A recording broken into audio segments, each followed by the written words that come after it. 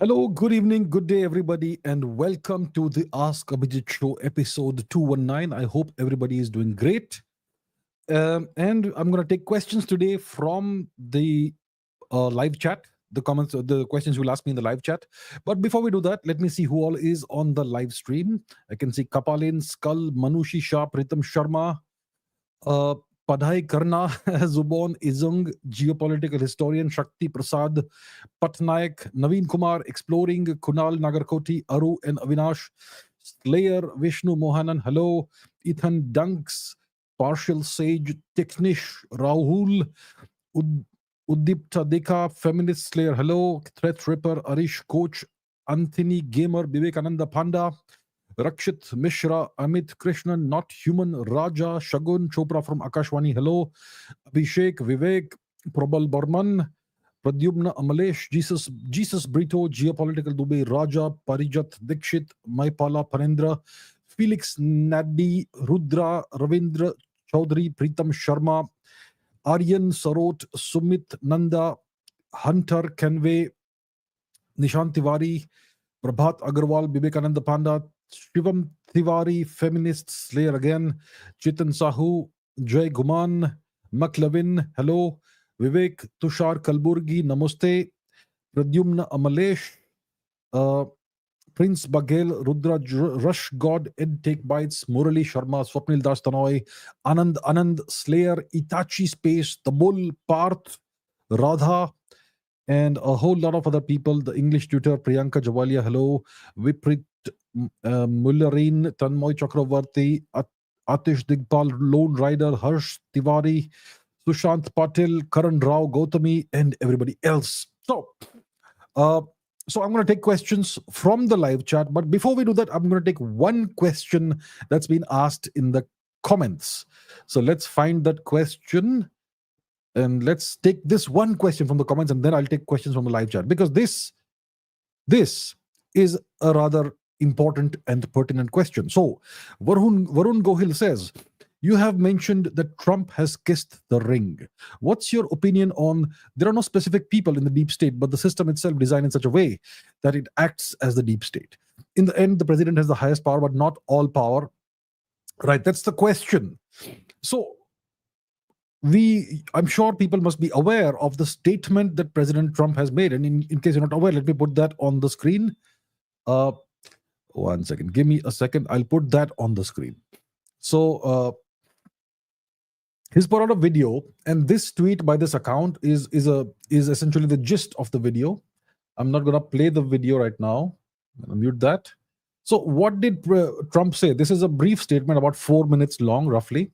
So and Trump has explicitly mentioned the term deep state multiple times in this statement. And he's essentially saying that he's going after the deep state. So here's the gist. Let's read this out together. The end of the deep state. Trump's plan to dismantle the deep state and return power to the American people. And Trump says, here's my plan to dismantle the deep state and reclaim our democracy from Washington corruption once and for all. And corruption it is. First, I will immediately reissue my 2020 executive order restoring the president's authority to remove rogue bureaucrats. And I will wield that power very aggressively. So he's going to go after rogue bureaucrats. Okay. Second, we will clean out all of the corrupt actors in our national security and intelligence apparatus, and there are plenty of them. The departments and agencies that have been weaponized will be completely overhauled so that faceless bureaucrats, that term again, will never again be able to target and persecute various people. Okay, third, we will totally reform FISA courts. FISA means United States Foreign Intelligence Surveillance Courts. And these courts essentially, this act is all about surveilling Americans who could be working for foreign actors, essentially spies and traitors. So we will totally reform the FISA courts, which are so corrupt that the judges seemingly do not care when they are lied to in warrant applications and so on. Fourth, to expose the hoaxes and abuses of power that have been tearing our country apart, we will establish a Truth and Reconciliation Commission to declassify and publish all documents on deep state spying, censorship, corruption, etc. Okay, interesting. Fifth, we will launch a major crackdown on government leakers who collude with the fake news media to deliberately weave false narratives and all that. So he's going after fake news. Okay, and the people who are aiding and abetting Fake news. Sixth, we will make every Inspector General's office independent and physically separated from the departments they oversee, so they don't become protectors of the deep state. Okay, good. Seventh, I will ask Congress to establish an independent auditing system to continually monitor our intelligence agencies to ensure they're not spying on our citizens or running disinformation campaigns against the American people, or that they are not spying on someone's campaign like they spied on my campaign. Okay, great. Eighth, we will continue the effort launched by the Trump administration to move parts of the sprawling federal bureaucracy to new locations outside the Washington swamp. Just as I moved the Bureau of whatever to Colorado, as many as 100,000 government positions can be moved out. And I mean immediately out of Washington to places filled with patriots who love America. And they really do love America. Okay, great.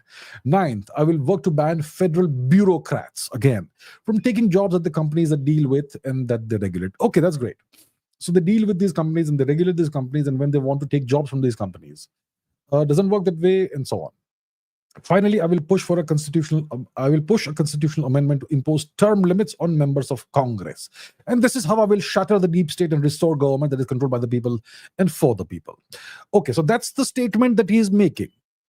Okay, that he's going to go after the deep state. And when he talks about the deep state, he's essentially talking about the bureaucracy, the nameless, faceless, unelected, permanent bureaucracy. A lot of times he has mentioned the bureaucracy and the bureaucrats in there. And he's going to impose term limits on members of Congress. Great. I mean, Nancy Pelosi has been in Congress for God knows how many terms. Okay, so impose term limits on members of Congress, etc., and reform FISA courts and all that. So it's a lot of initiatives he's going to take. That's what he says, right? So does it not mean that he's going after the deep state? That's the question. It's a very pertinent question. And he has named the deep state multiple times in this statement. So then the question is, was I wrong that Trump may have kissed the ring? What do I mean by kissing the ring? It means making a deal with the deep state such that they will now allow him to come to power. That's what I meant, right? And apparently he's going after the deep state. Now let me put something else on the screen that may be kind of interesting. Okay, let's put something else on the screen. And this is a piece of news from 3 days ago. US central bank boss says Trump can't fire him. This is from the BBC. And this is from 3 days ago, as you can see, this piece of news. So the head of the US central bank, which is the Federal Reserve, has hit back at speculation that his post might be in jeopardy as Trump prepares to assume power in Washington. So Federal Reserve Chairman Jerome Powell said that he would not step down even if Trump asked him to step down, and that it is not permitted under law for the White House to force him out. Yeah? How about that? Will Trump be able to do a thing about the Federal Reserve?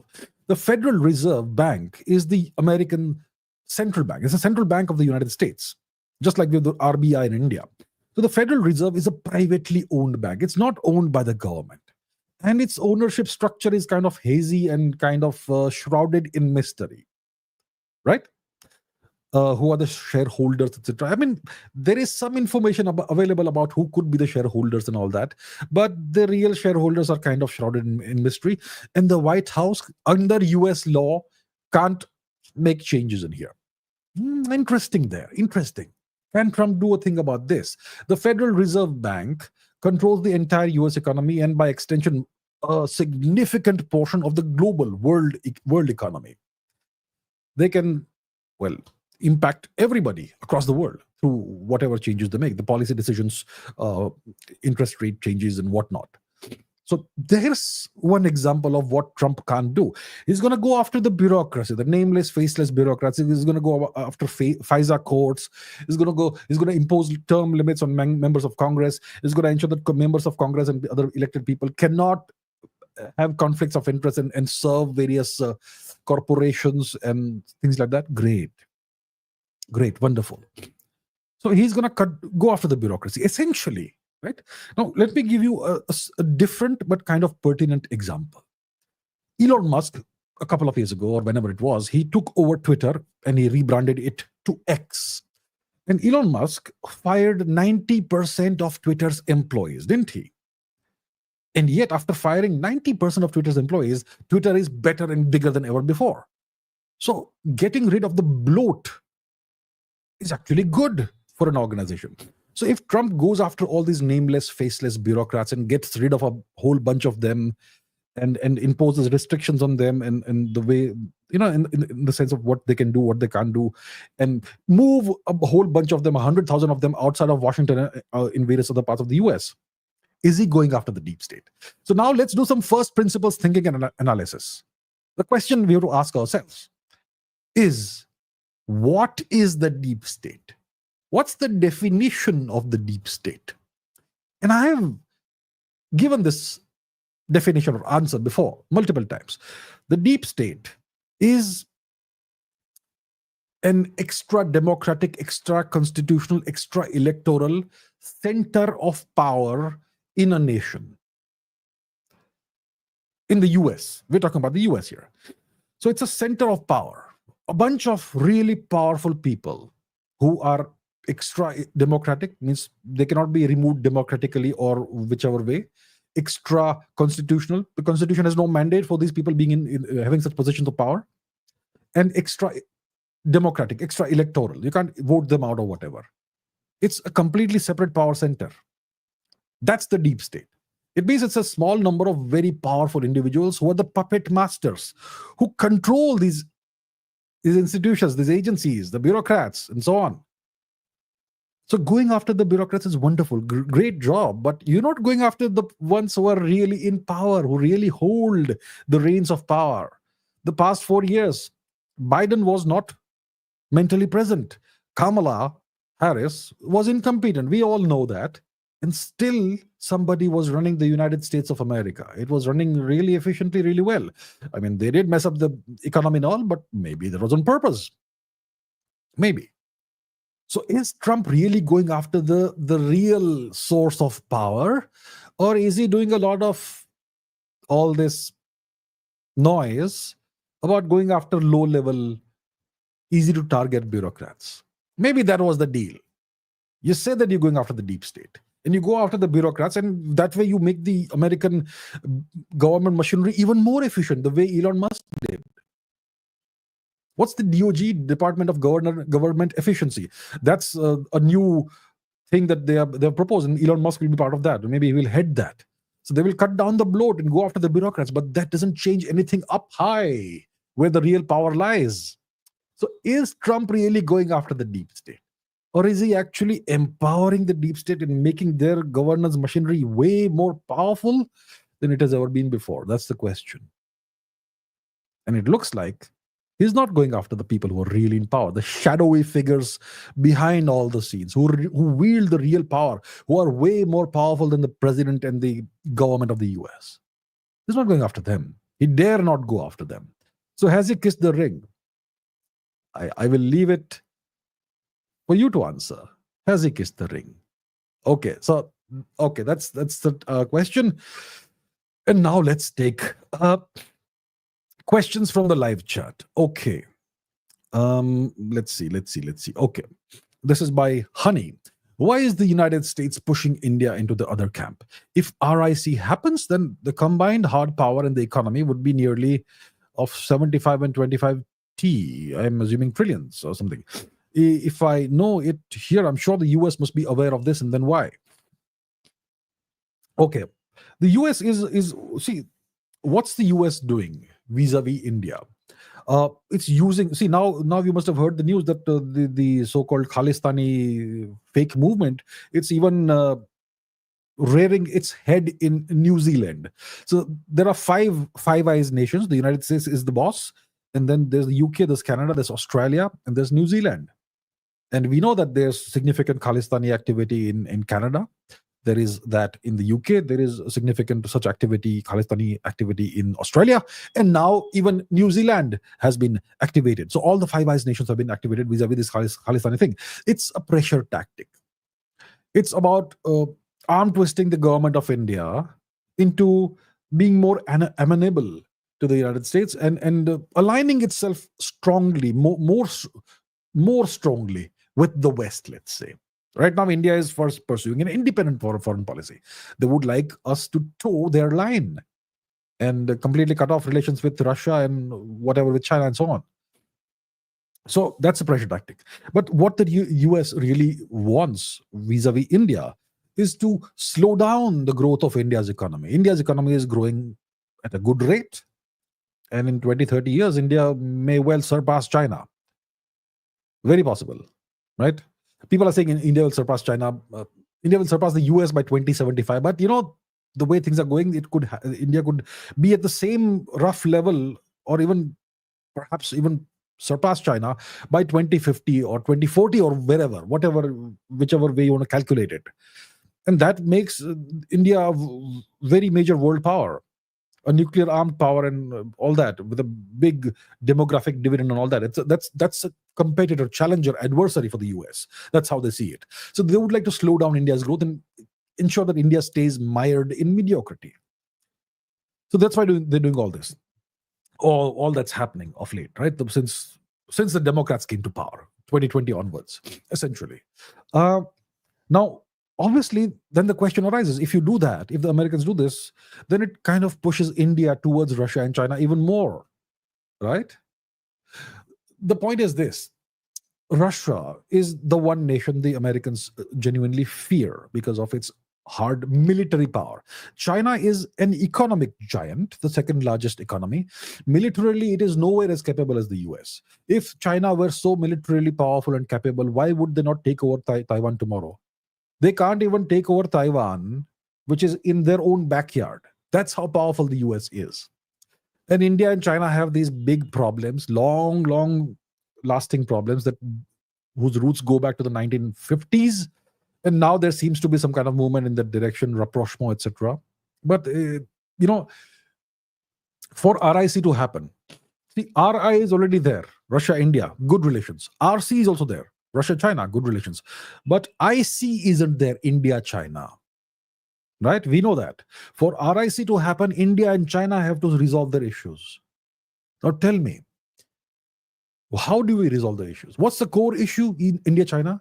The undemarcated border between the India-Tibet border, undemarcated. The Chinese have steadfastly refused to demarcate the border. Now let's say let's say hypothetically, there is willingness from the Chinese side to demarcate the border, let's say, okay, hypothetically. But what is a fair demarcation of the border? You think a nation that's 4 times more powerful than India will give back Aksai and give up its claim on Arunachal? Won't happen. Won't happen. They will lose face terribly if they do that. It will be like a complete capitulation. So, a fair, realistic resolution of the boundary dispute. Okay, realistic, non-sentimental resolution is they keep Aksai and we keep Arunachal, and whatever boundary currently exists, we freeze it there, and that becomes the international border. But China can do it. They are a dictatorship. They are an autocracy, one-party state. Can India do it? Any Indian prime minister who agrees to give up India's claim on Aksai is going to lose the next election. That's a guarantee. The Indian people are hyper-sentimental, what's the term? They're hyper-emotional, right? Indians are an extremely emotional people. They don't see things practically, realistically. They see things through emotions. Very superficial way of looking at things. That's the majority of the Indian population. So if an Indian prime minister agrees to that sort of an arrangement, he is going to lose the next election. So then the core issue between India and China cannot be resolved, even if there's willingness on both sides. So then, can RC happen? I mean, IC happen? India and China get along. As long as the border is not demarcated, there's gonna be tensions on the border. You can have some kind of modus vivendi that we will go easy on the patrolling and all, but that issue is the core of everything. And then there's this gigantic trade imbalance between India and China. So RIC is currently kind of a pipe dream. Mr. Putin desperately wants RIC to happen. I can assure you that I'm pretty certain that he must have been a major driving factor behind the current détente that we are witnessing between India and China, but it's far from normal relations. So the Americans know this. They know this, and they would have factored all this into their calculations. So RIC is far from happening. We could have some kind of modus vivendi between India and China, but then there's a huge imbalance, trade imbalance, that we would like to see redressed. And obviously the border issues is the core of everything. The Chinese would like us to see past the border issue, but we can't. So there we have it. It's easier said than done, RIC. And look, RIC becomes a dangerous factor for the US only if there is a military alliance. An economic alliance is nothing. The Americans control the world's economy. They control the US dollar. They own the US dollar. The economic alliance is nothing. The real factor that matters in geopolitics is your hard military power and your power projection abilities. India, Russia, China, you combine them together, what power projection abilities do we have? The Americans, they can project power all across the globe. They can intervene militarily essentially anywhere on the globe at 60 minutes notice. Can India do that? Can Russia do that? Can China do that? Absolutely not. So as long as the competition is economic, even if RIC happens economically, it's not a big deal for the US. I mean, they will have ways and means to deal with that. The real danger is a military alliance between RIC, and that is not going to happen anytime in the foreseeable future. So that's the answer. Okay.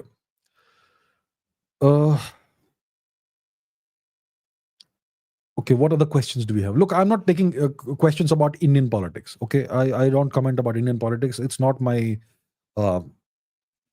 it's not my specialty or whatever. Okay, I don't analyze Indian politics, so I will not take questions about that. Advait Nadgowda says, what about the 16 million more votes for the Democrats in the last election? Where did they vanish this time? Well, when you ask this question on Twitter, the community notes kicks in, and it says that about 10-20 million votes have still not been counted. So once those are factored in, then the votes will equalize and so on. That's the kind of claim they make, but I don't see that happening at all anywhere. So let's say there are 15-16 million votes that are missing. Okay, entirely missing. So the last election happened, what, 2019? 2020, whenever it happened, right? It's about 4 years ago, during COVID. So one explanation you could give is that 15-16 million people, 20, whatever number is, they died during COVID. But the Americans have never reported such large numbers of COVID deaths. Nothing comparable to that.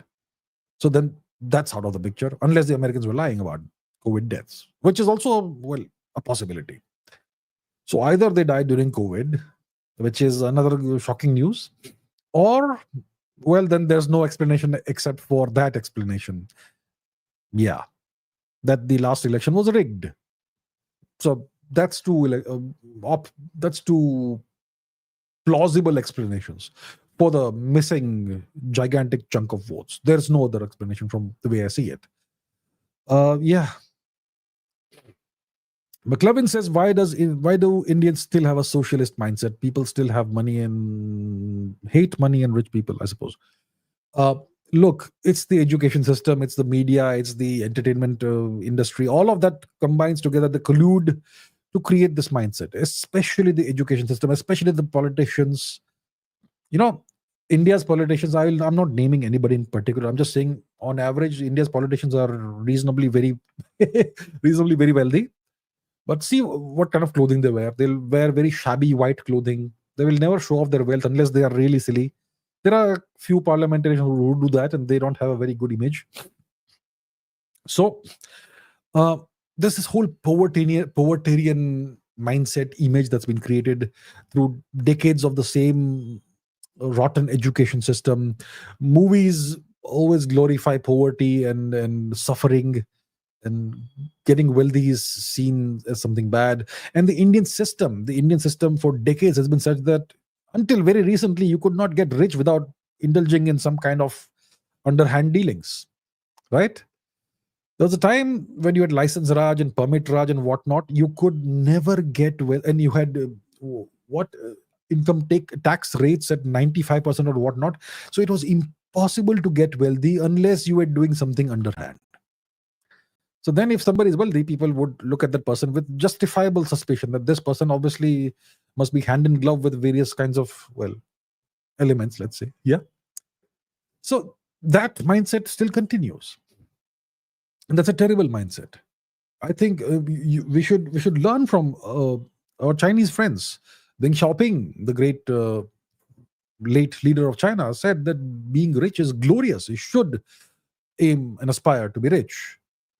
So, but that mindset is still there in India. So if you have various corporations and industrialists who get really wealthy and are with wealth comes some power, then those are ridiculed and mocked and hated and all that. I think that mindset really, really needs to go away. And obviously, even today, the ease of doing business is not there. It's really difficult to do business. The tax regime is extremely painful and all. So even today, it's really difficult to get wealthy. I mean, you have all these unicorns in India and all these startups. Many of them go to valuations of 1 billion plus, which means it's a unicorn, and they end up making big losses. So what was that valuation all about? So people, there is some justification in the way that people are extremely skeptical about these things. So you have a startup, it becomes a unicorn. It's been making losses quarter after quarter, but after a certain period of time, you sell your shares and you retire with your billions, and then the people who the shareholders and employees, they have to face the brunt of the collapse of the thing. So even today, you have this happening, and I think the government needs to do a better job of. Well, I would not say regulation. Over regulation has always been the bane of India, but the system has to be the right kind of climate, environment, etc., has to be created that these things don't happen. And actual, if a startup's valuation is 1 billion, then you can't have that valuation if you're making losses every quarter and so on. So there's all these problems that exist, which is why people are still extremely skeptical and suspicious about people who get rich and people who have money. So there's a lot of changes that need to happen in Indian society, at the societal level, at the media level, at the tax regime level, the government level, the ease of doing business level, and so many other levels for this mindset to over time go away. And I think we really need to see this mindset go away. Okay. Brijesh SK says, will the deep state allow Donald Trump to end the war in Ukraine, where they could have ended during the Biden administration instead of spending billions of dollars? Maybe they have decided that now is the time. Look, maybe the objective of the war was not to defeat Russia, free Ukraine, or whatever. See, first of all, the special military operation was not started by the Americans, by NATO. It was started by Putin, by Russia, by President Putin. And he was left with no choice but to do this. Otherwise, it would be like NATO on his borders, right at his borders, right at his doorstep, NATO missiles at his doorstep. He couldn't let that happen, so he was forced into that. If he had been a little smarter, I would say, with the benefit of hindsight, it's easier to say this. It's very easy to say this and criticize, but my point is, the right time to do that would have been 2014 when it took Crimea, actually. But, well, that's what we can say with the benefit of hindsight. It's not easy being in Mr. Putin's position. So he launched this special military operation, which we call the Ukraine war. And once this happened, obviously, the US, whoever runs the US, would have known that Putin will be left with no choice but to do this. And then you do some calculations, you do some war gaming, right? And one of the outcomes of this war has been the rapid deindustrialization of Europe. Nord Stream happened, the pipeline was blown up. One of the pipelines was blown up, the second one has been shut down, right? So Germany has been starved of cheap energy. Germany went into a recession, and now they are not doing well at all. They've been pouring money, that is taxpayer money that is intended for Germany's development, into Ukraine. So all essentially the whole of Western Europe, EU and NATO nations are kind of doing very poorly right now economically. Europe is being deindustrialized, essentially. The engine that always drove the European economy was Germany, and Germany is in the doldrums right now. So maybe the objective of this entire matter, the Ukraine war, of forcing Putin into starting the Ukraine war, was to actually deindustrialize Europe and turn Europe into an insignificant geopolitical entity. Perhaps that was the objective. And maybe that objective was even, well, it was bolstered by pushing in millions of undocumented illegal immigrants, so-called refugees, into Europe. Certain kinds of refugees, military-age males with almost no women and children. So that is kind of, yeah. And essentially almost all the EU countries have been forced into accepting very large numbers of refugees. So Europe is in a mess right now. And maybe the whole purpose of this Ukraine thing was to put Europe in this crisis. And it's a crisis that it's almost impossible for European nations to extricate them out of without leaving the EU, without leaving NATO. And that's not happening, right? So maybe the objective has been achieved. Now, Ukraine's purpose has been served, and Ukraine is just a disposable pawn on the chessboard, on the geopolitical chessboard. So now it's time to sacrifice that pawn. End of story. Now we will militarize Poland. So Poland is being quietly militarized. It's becoming Europe's primary military power. So Poland could be the next linchpin for NATO. So yeah, so if that is the case and the objective has been served, then it will be okay for Donald Trump to end the war in Ukraine and through whichever means, negotiate with Putin, sit down, negotiate, and come to some kind of a deal. Maybe freeze the line of control where the Russian positions currently are, the front lines of the Russian positions. Maybe that sort of thing. Or maybe Putin will push for more, and we'll see how it goes. But yeah, Trump will most likely end the war in Ukraine, and probably the deep state's agenda has been served when it comes to Ukraine. Okay. Aditya says 1.4 billion people, but not a single jet engine company saw it. Such a shame. Look, if India had been allowed to privatize in 1947, 1950, wherever, if India had been allowed to start developing all these technologies back then we would have been in a very good position today. Now we have the DRDO, which is a government-run organization that is engaged in jet engine development, the Kaveri engine and its various variants. And the place where the research is being done is the Gas Turbine Research Establishment, GTRE, in Bangalore. Now the Kaveri engine, obviously, it's facing some problems. It's not easy to, develop a world-class engine at the first try. And they've been trying for the past 2-3 decades. And it's able to produce a thrust of what? 70 odd kilonewtons, roughly 70 kilonewtons of thrust. And for the LCA Tejas, you want what? 110 or something? And the Tejas is a single engine aircraft. So you need just one engine on that can produce, let's say, give or take 110 kilonewtons of thrust. So there's a gap of 40 kilonewtons of thrust. But if you were to have an aircraft similar to the Rafale, which is a twin engine aircraft, then you could have two Kaveri engines. 70 plus 70 is 140 kilonewtons of thrust, which is quite significant. I'm sure that the Rafale's engines are also roughly like that, with roughly 70 or so kilonewtons of thrust. So I think that the Kaveri engine can be used for certain purposes. But the point of the question is not that. The point of the question is, why don't we have private companies that develop jet engines? And that's truly remarkable that we don't have any such thing in India. Well, in the US, we have private companies. In the UK, you have Rolls-Royce and so on and so forth. In France, you had Safran, which used to be called Snecma. The Russians have their own things and all, and we don't. So it's truly a shame. We should allow private industry should have been allowed back in the day to start, developing, doing the R&D for all these things. But we never allowed that. The government was all about centralized control and socialism. And that's how we have ended up in this situation. Jet engine development takes decades. And we are at a reasonable position. Maybe, so that's the situation we are in right now. So what's the solution? In my opinion, the solution is to simply buy, beg, borrow, or steal technology. The Chinese are great at stealing. I don't blame them for that. Geopolitics is all about winning, okay?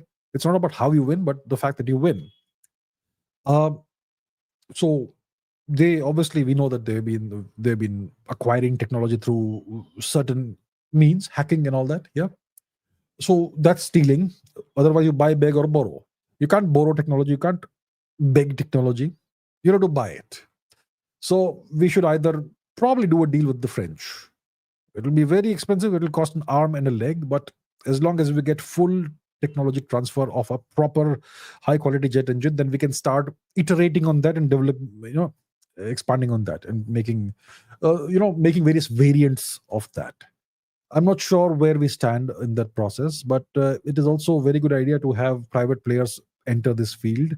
Jet engine technology is very difficult because the turbine blades need to withstand incredibly high temperatures and pressures at which typically metal becomes soup, right? But these blades have to withstand those pressures and they have to work for thousands of hours at these temperatures and pressures before you overhaul the jet engine. And to do that, you have to have single crystal, monocrystalline blades. And you need to have all kinds of air cooling systems inside the blades and so on. It's extremely complicated. It takes time. It takes decades to develop that. So best solution for India right now is to just buy the technology, whatever it costs. So do it. How long does it take to buy it? Just ask the price and pay it. I mean, it's not like we don't have money. So yeah, the government needs to take a call. Maybe in the next decade or two, hopefully. Yeah. Manushi says, how did Biden become well all of a sudden? So the past 4 years, he's been not entirely present, right? He appears on stage and stumbles and mumbles and shakes hands with invisible people and gets lost. Where do I go? Here, there. Sometimes he says words that are completely incoherent. And yeah, but suddenly after the elections results came out, he comes on stage and gives an address and is all crisp and clear and precise and not a single fumble. What happened all of a sudden? So maybe it has something to do with the fact that there was a coup against Biden. Okay, there was a Republican, in the Democratic Party, they essentially pushed him out, they shoved him out of the race. The incumbent president, who has served one term, should be the next presidential candidate. But they shoved him out. Obviously, he's of advanced age and all that, but that's okay. Even Trump is 78, isn't he? So they shoved him out. And apparently what the Democrats wanted was to hold a primary. A primary is an internal election in which the next presidential candidate is elected. But the moment Biden was shoved out, within 30 minutes of that happening, he endorsed Kamala Harris, an official presidential endorsement of Kamala Harris, which left the Democrats with no choice but to accept Kamala Harris as their next presidential candidate without holding a primary. So Biden counter-couped them. He was couped out, then he counter-couped them. He played that Uno reverse card on them, and then they had to accept Kamala as their presidential candidate. And everyone knew how that would end, right? And there was this a couple of months ago or whenever, Biden actually put on a MAGA hat, Make America Great Again. That's the Trump hat, right? The red hat, and he put that on in some kind of public appearance. That was curious. And then on the day of the election, when everyone was going out to vote, his wife, the First Lady Jill Biden, she put on a dress that was full MAGA red. So it appears that both of them voted for Trump, it looks like. And once the election results are out, everyone looks unhappy among the Democrats, and he's all cheerful and chirpy and all sharp, all 100% there. Wow.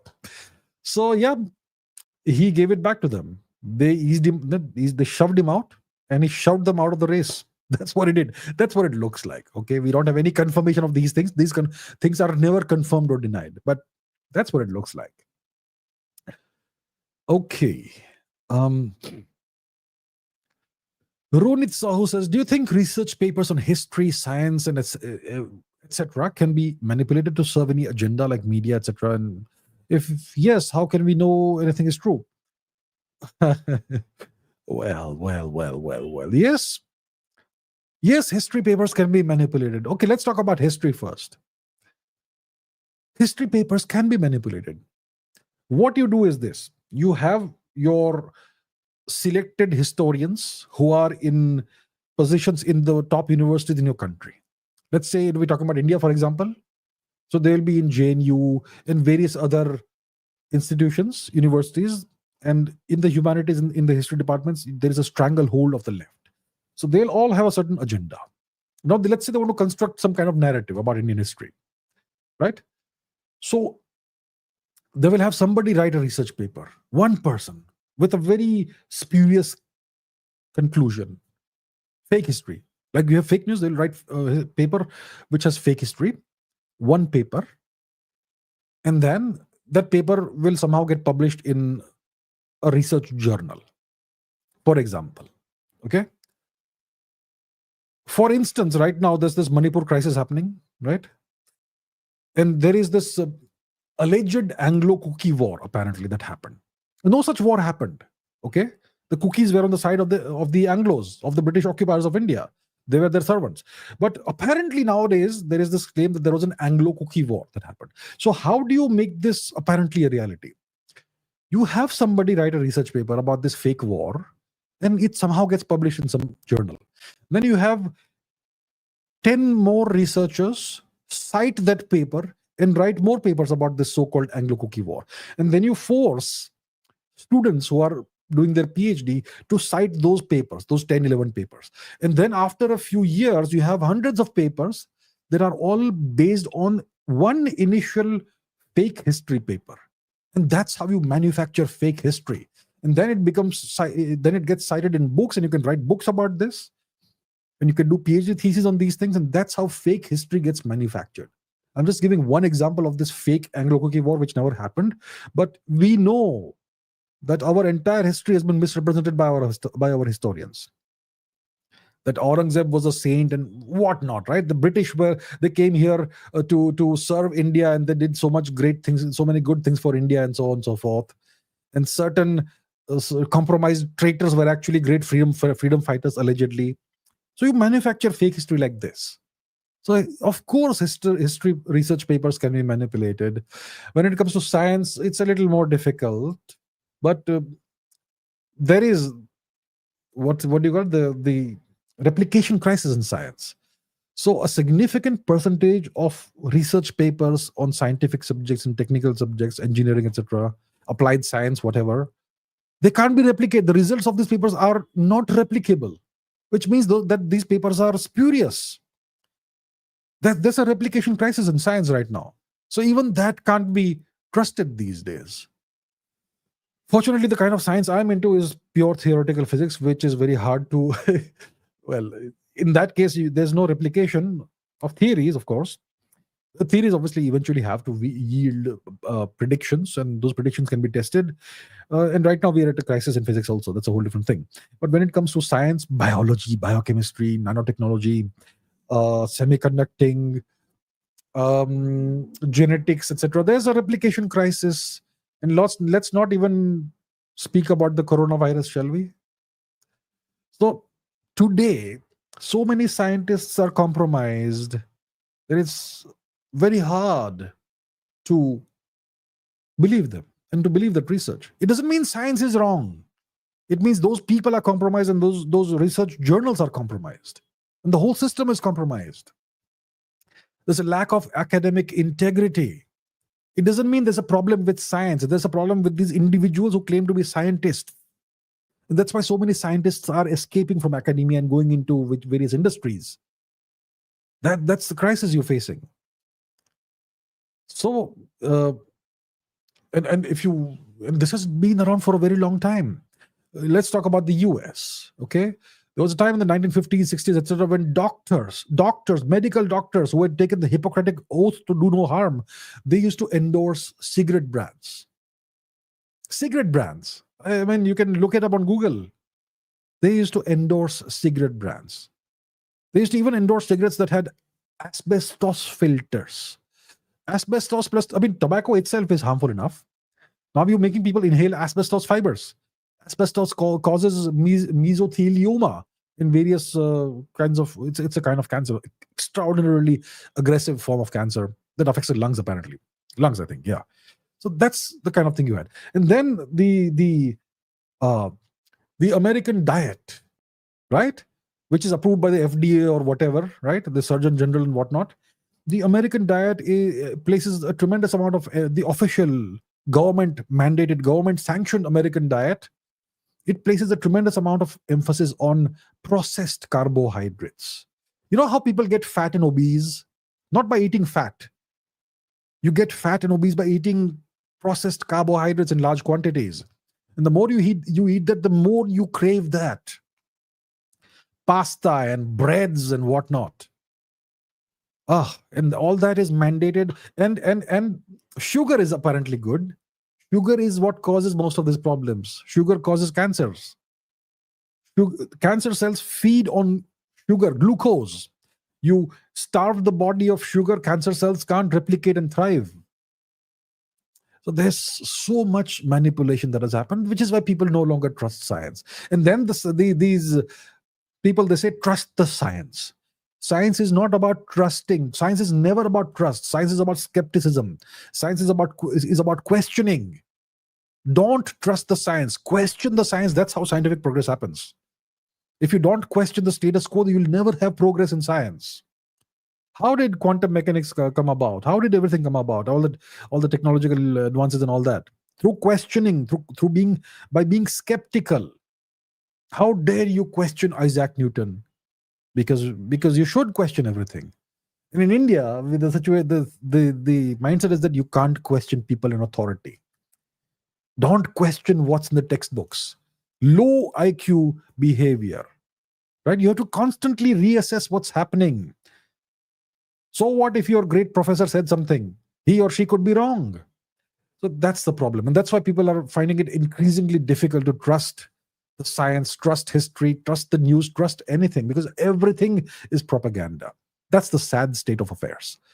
Maybe India should take the lead and clean up the academic system. I've been saying this for how many years? Am I an enemy of India? Am I not a well-wisher of my country, my civilization, my people? But no. I guess I'll just keep on saying it until my last day. Please reform the education system. Please reform academia. But not happening. Not happening. Sad. Okay. Honey says, how about we keep Aksai as no man's land? We haven't seen the map today. How can you have asked Abhijit without seeing the map? Okay. Let us go to map. Yes, shall we? And we're talking about Aksai. So here we have the map, and India is, as always, as usual, in the center. Now we go to the northern part of India, and we're talking about Ladakh. And we're talking about this particular portion of Ladakh, which is in the center of your screen right now. Okay. That is currently up to Gogra, etc. So a significant portion of this region of Ladakh is currently under Chinese control and occupation. Okay, that gigantic piece of territory is Aksai.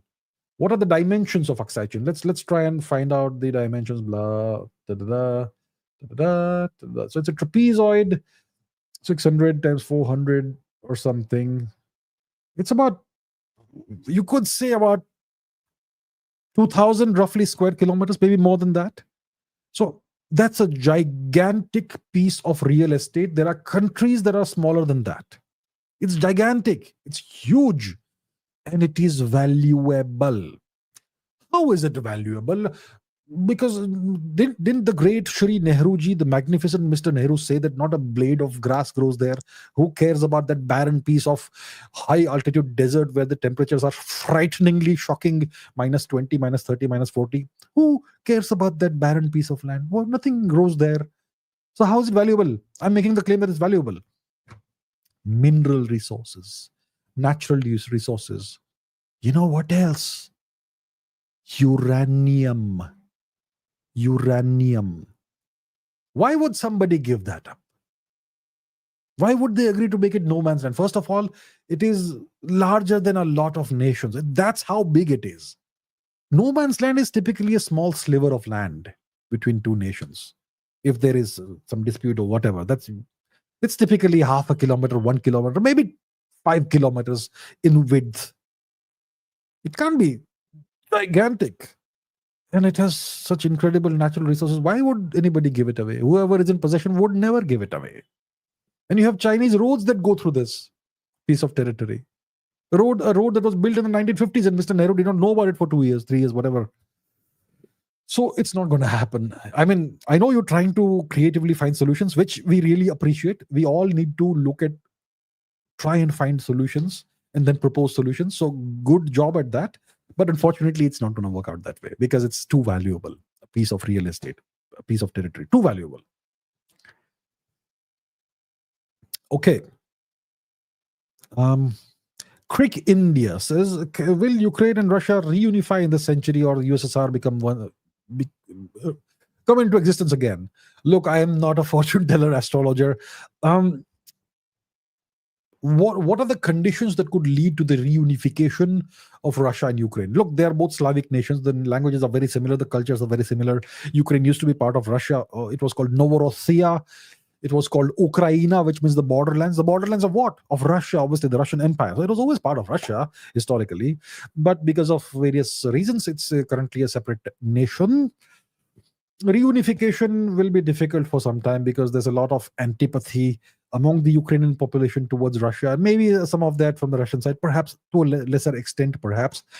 And obviously, you have a regime in power in Kiev, which is very, very strongly anti-Russia because it's a puppet regime of the West, right?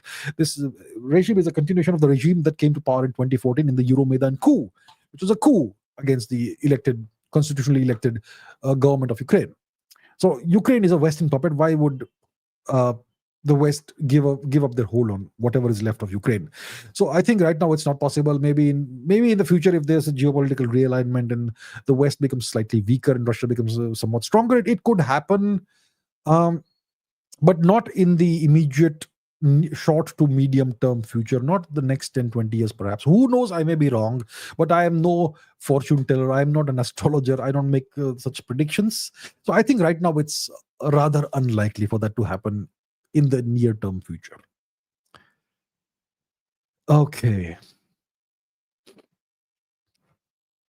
Prank 2 says, do you think that when the British conducted literacy surveys in India, they only considered those who can read and write in the English language literate? Look, that's an interesting question. Their objective was to have English language education become prevalent all across India, and their objective is now coming true because of the efforts, ceaseless, tireless efforts of the government of India, making English compulsory, mandatory in various states and whatnot. Incredibly short-sighted and regressive and counterproductive policies. But what can I say? Now, coming back to the question, we know for a fact that there's this writer called Dharampal, right, who collated all the data, the statistical data and analytical data that the British had produced across India of education, of the Indian education system. And through that, he was able to show that all of these myths about Indian education are false, that girls were left out, that certain castes were not given education, that and so on. He discovered through the British data that education was prevalent all across India. In temples were the places where education actually happened at the grassroots level. Temples were centers of education. That's why we had temples all across India. Hundreds of thousands of temples all across India. Much of it is gone today. Wonderful. No, nice.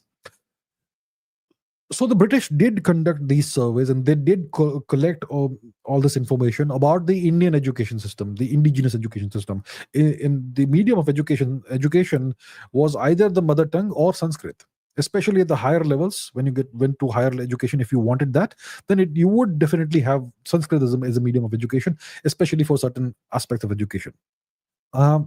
So at least in the 19th century, when they were doing these surveys, they did not consider people to be literate only if they could read and write in English. Right?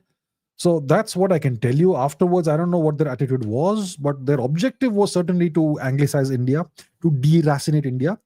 And they, to a large extent, failed at that. But today, they are succeeding. That project is still in motion in India today, because you're not literate unless you speak good English with a certain accent, right?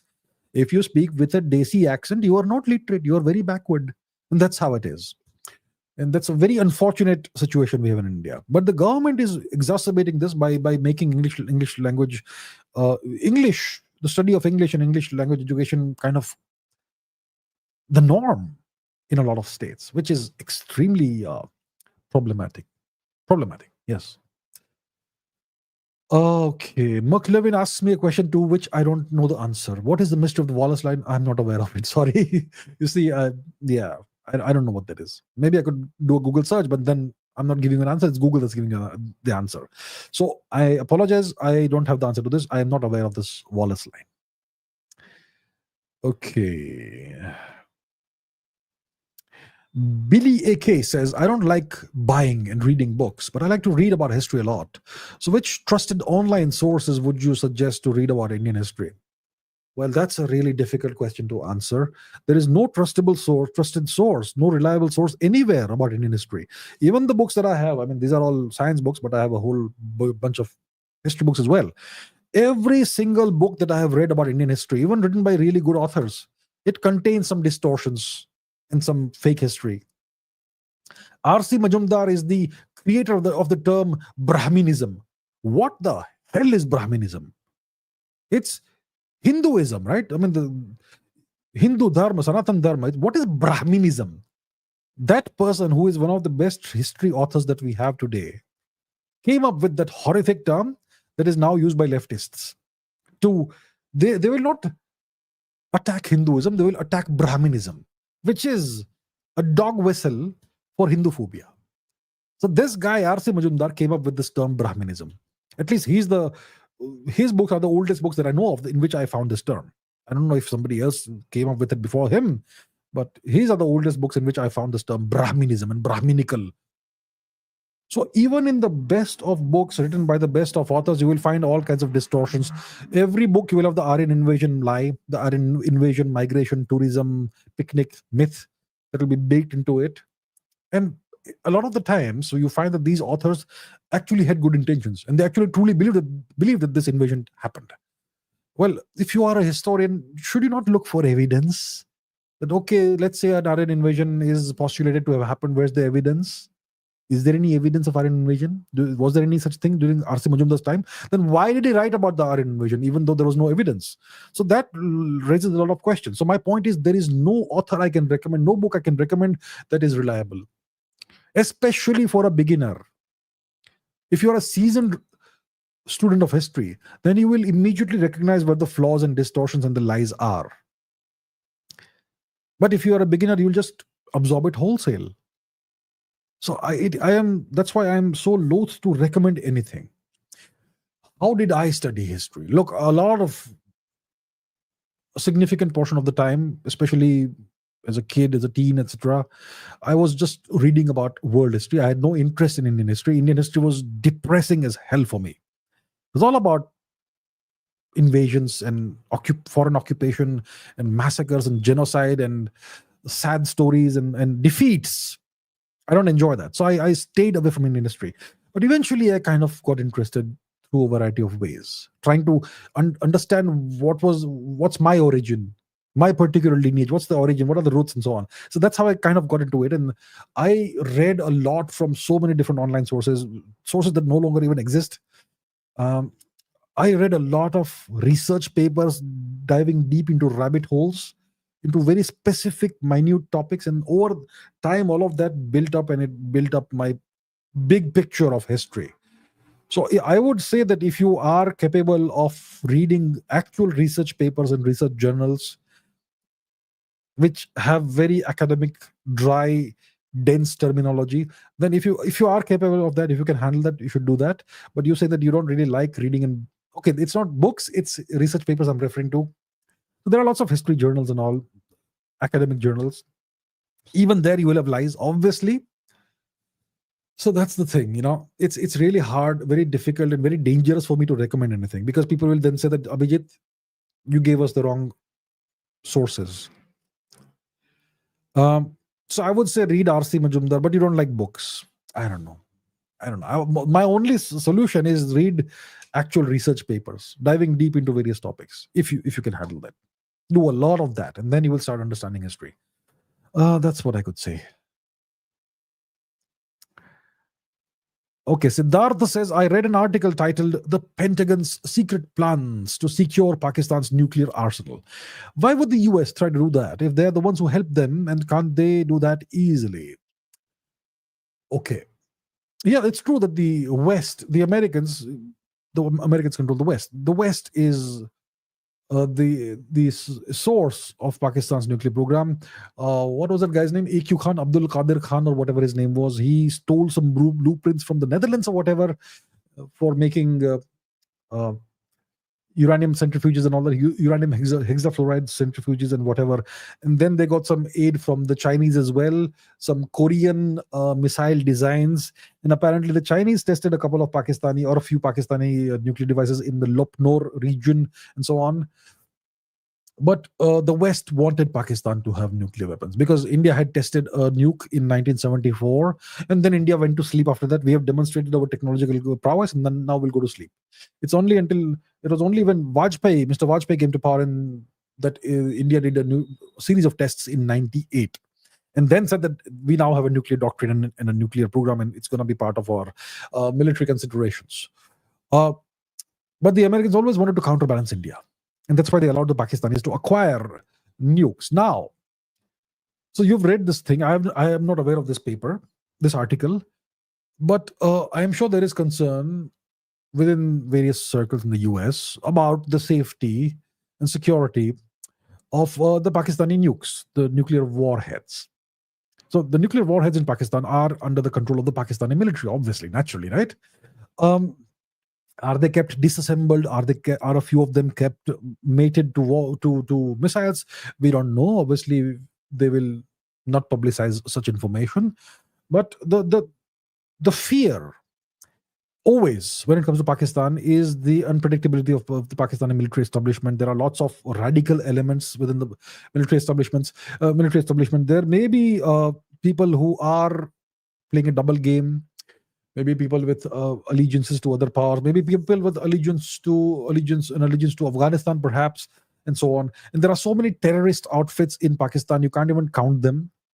Every district would have 3 or 4 homegrown terrorist outfits. I'm sure that's the kind of situation Pakistan has. So the fear is some of these nukes, if they go loose and they come and fall into the hands of some terrorist outfit or whatever, then they could unleash mayhem wherever. That's the fear. So that's why the US would want to have a tight leash on the Pakistani nukes. And right now, Pakistan has once again become a US vassal state since 2022, since the ouster of Imran Khan. So the Americans would have a tight hold, or at least some kind of idea of where the nukes are and what is the current situation, the current status of the nukes. And the fear always is that despite their best efforts, what if Pakistan disintegrates for whatever reason? Maybe there's just the people get fed up and there's a revolution on the streets of Pakistan, and let's say the military loses power. I'm sure the military would do terrible things before they lose power, but let's say the military loses power, then what happens to those nuclear weapons? That's always the question. And they will have contingency plans for these eventualities. So these contingency plans will be secure. So this article maybe is referencing some secret plans, but if the plans are secret, top secret or whatever, they will not be made available to whoever writes articles. So maybe it's speculation. But the fear is that these nukes could go loose and they could fall into the hands of non-government actors, like they call them, and then they could be turned against whoever. They don't care if India is nuked, but they would be afraid of other things, like US, it being used against the west of the US. Let's say you have a nuke that goes loose, and then you have refugees flowing in from Afghanistan or Pakistan or wherever into Europe, and maybe somehow they're able to smuggle in a nuke or so, or just some amount of uranium, let's say, and then you can use it in a dirty bomb, which is a horrific thing, so on. So there's the specter of all kinds of disastrous things that could happen, and that's why the Americans are really concerned about the security of Pakistan's nuclear warheads. Okay. I think I've taken this question before. Vikram Aditya Rathore asks, and I'll take it again, obviously. Why are Latin American countries geopolitically insignificant? It's because they have no hard power whatsoever. The Americans, in case you're not aware, they had something called the Monroe Doctrine. Okay, that goes back more than a century. So the Monroe Doctrine said that European powers will not be allowed to interfere in the internal affairs of any nation in the Americas, North America or South America. And this was initially enforced by the British, who were America's allies at the time. And then the Americans became strong and powerful enough, and then they started enforcing it themselves. So the fact of the matter is that every single Latin American country, let's go to the map. Where's the map? Every single nation in the Americas, from the southern tip all the way to the northern tip, every single nation is a US vassal. It's a US client state, it's a US puppet. And the Americans have used all kinds of means of establishing and maintaining their hold on these nations. In Colombia, unfortunately, regrettably, was known for the drug cartels, the Medellin cartel, the Cali cartel, and so on. And a lot of the drug trade came into the US. Mexico has its own drug problem. Apparently, all these problems are created by certain agencies, three-letter agencies, and so on. So none of the nations in Latin America are genuinely sovereign. They are all kind of under US control in various ways. You know, in today's world, you don't need to militarily occupy a nation or physically colonize it. You can colonize it by remote control, just the way the entirety of the African continent is still colonized without anyone realizing it. So, all these nations, first of all, they have small economies. Okay, so the economic power of these nations is quite small, nothing significant. I can't think of any nation apart from Brazil that could be in the top 10 economies in the world. And Brazil's economy has its own specific and special problems. The ease of doing business is terrible in South America. And secondly, none of these nations is a military power of any note. Take the example of Argentina. The Argentine government claims sovereignty over the Falkland Islands. Now, as you can see, geographically, the Falkland Islands are kind of in Argentina's neighborhood.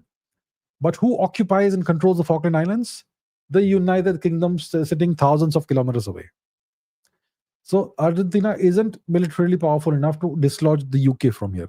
So as you can see, and the Brazilian police is reasonably strong, but the military, I don't know how strong it is. I don't think it is strong at all.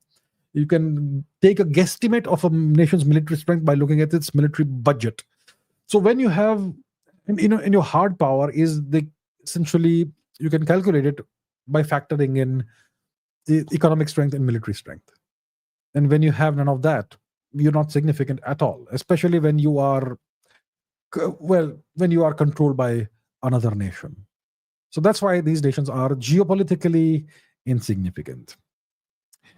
XAE says, how is Trump winning the US elections going to impact the war in Ukraine in Europe?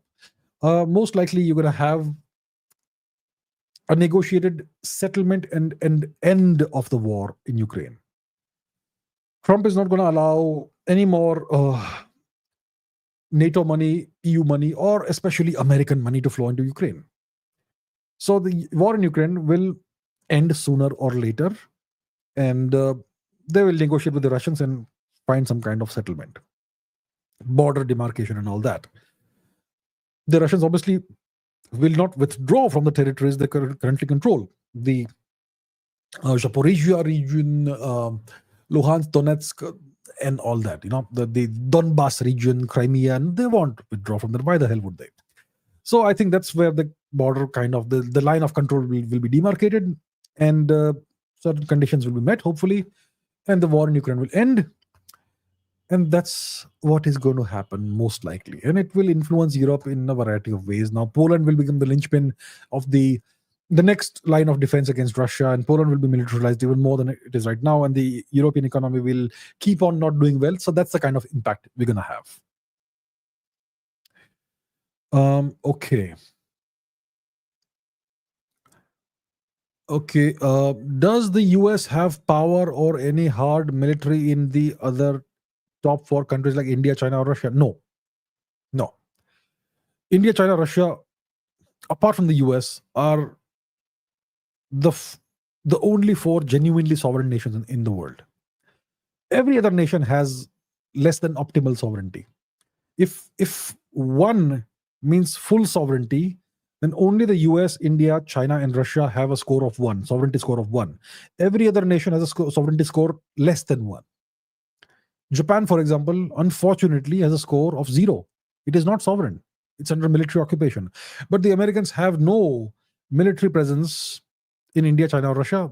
They can't, and so on. So, yeah, the Americans don't have such a presence in these four countries.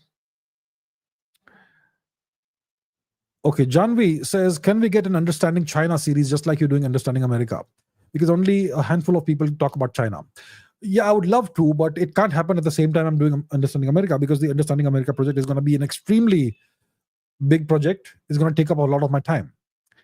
So once that's over, I could take up Understanding China.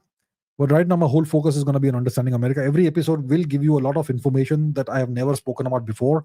It's going to be based on reading 100 books.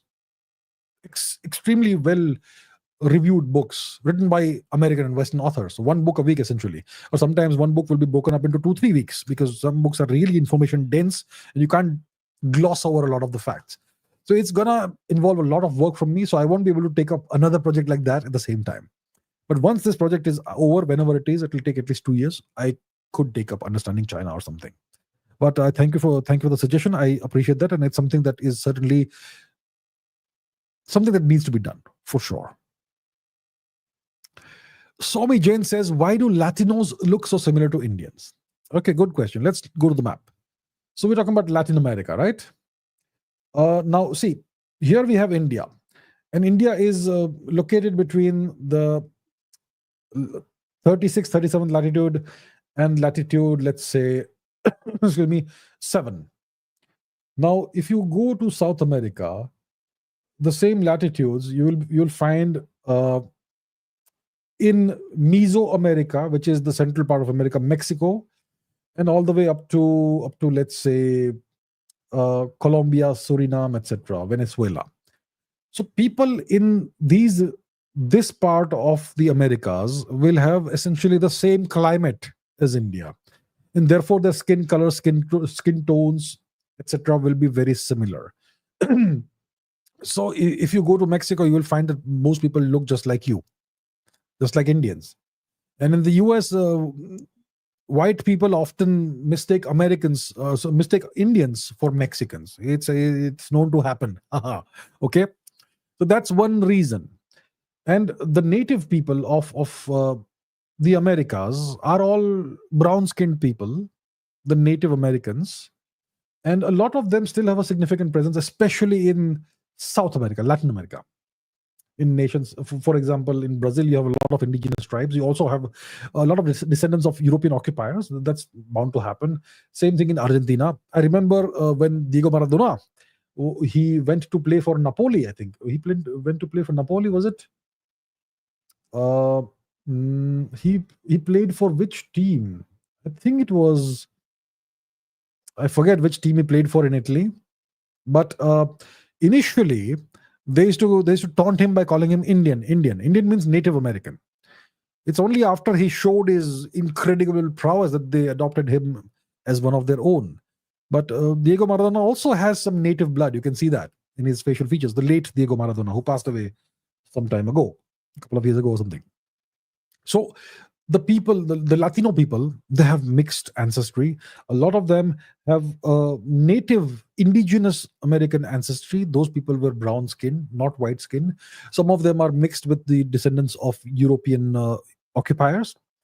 And some of them are descendants of people of African origin as well. A lot of people in Brazil are descended from African slaves. And then there is intermingling of people, and then when black, white, brown intermingle, and then the result is some shade of brown.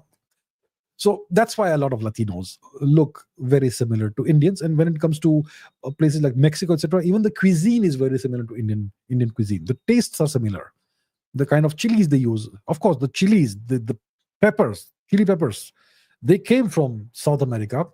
And I think the Portuguese or whoever brought them into India. Before that, we in India used to use peppercorns, the black and green peppers, for spicy cuisine, for making your cuisine spicy. So a lot to unpack in there, but very interesting question. Yes. Okay. Arifin Shuvo says, will Trump end Mohammad Yunus's regime? Love from Bangladesh. Thank you so much. Love from India. I don't think Trump will end the regime of Mohammad Yunus. That would go against the interests of what we call the deep state. Um, so Trump may apply some pressure on the Mohammad Yunus regime to perhaps end the reign of terror against the minorities, the Hindus especially. Right now, there's a tremendous amount of all that happening. There's pogroms happening against Hindus. Right now, we are sitting wherever we are in peace, in comfort. And in Bangladesh, there's a reign of terror that's been unleashed on Hindus. And Trump tweeted about this. He spoke about. He said that he condemns the barbaric violence against Hindus and other minorities in Bangladesh. So probably when he actually takes over power in January, he could apply pressure on the Yunus regime to end that reign of terror against the minorities, especially the Hindus. I'm sure Mr. Modi would have spoken with Mr. Trump about this. Mr. Modi was one of the first world leaders to speak with Mr. Trump after Mr. Trump got elected, after he won the election. So that could happen. But I do not see Mohammad Yunus is his regime being ousted by Trump or by the US. That won't happen because it does not serve the American interest. Even if he may be friendly towards India, having a puppet government in Bangladesh is great for the US. It gives them way more leverage over India. So why would you give that up? So that won't happen. Okay, let's see what else we have. Muhammad Ismail says, why do you call American proxies terrorists but not the big daddy funding them? Because one has to be very careful. One has to be practical and realistic. Yes, we know that the Americans funded Pakistani terrorism in India, against India, for decades.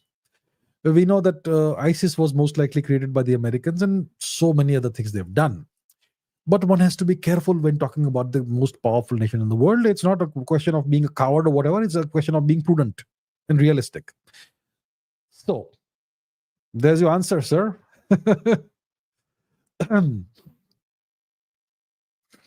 RMS says, can India reach 10 trillion by 2032? I'll have to do some calculations. It may be possible at a certain GDP rate of growth. It's certainly possible. Yeah. See, right now we're roughly $4 trillion GDP. I'll have to pull out a calculator and do all that, but I'm sure it's possible by 2030 to 2035. And it also depends on the US dollar versus Indian rupee exchange rate. That is also something that's very important. That's also going to be a very important factor. If the Indian rupee appreciates against the US dollar, you will reach 10 trillion very rapidly. So a lot of factors go into this. We cannot assume that we will always have the same exchange rate that we currently have vis-a-vis the dollar. So many factors go into this.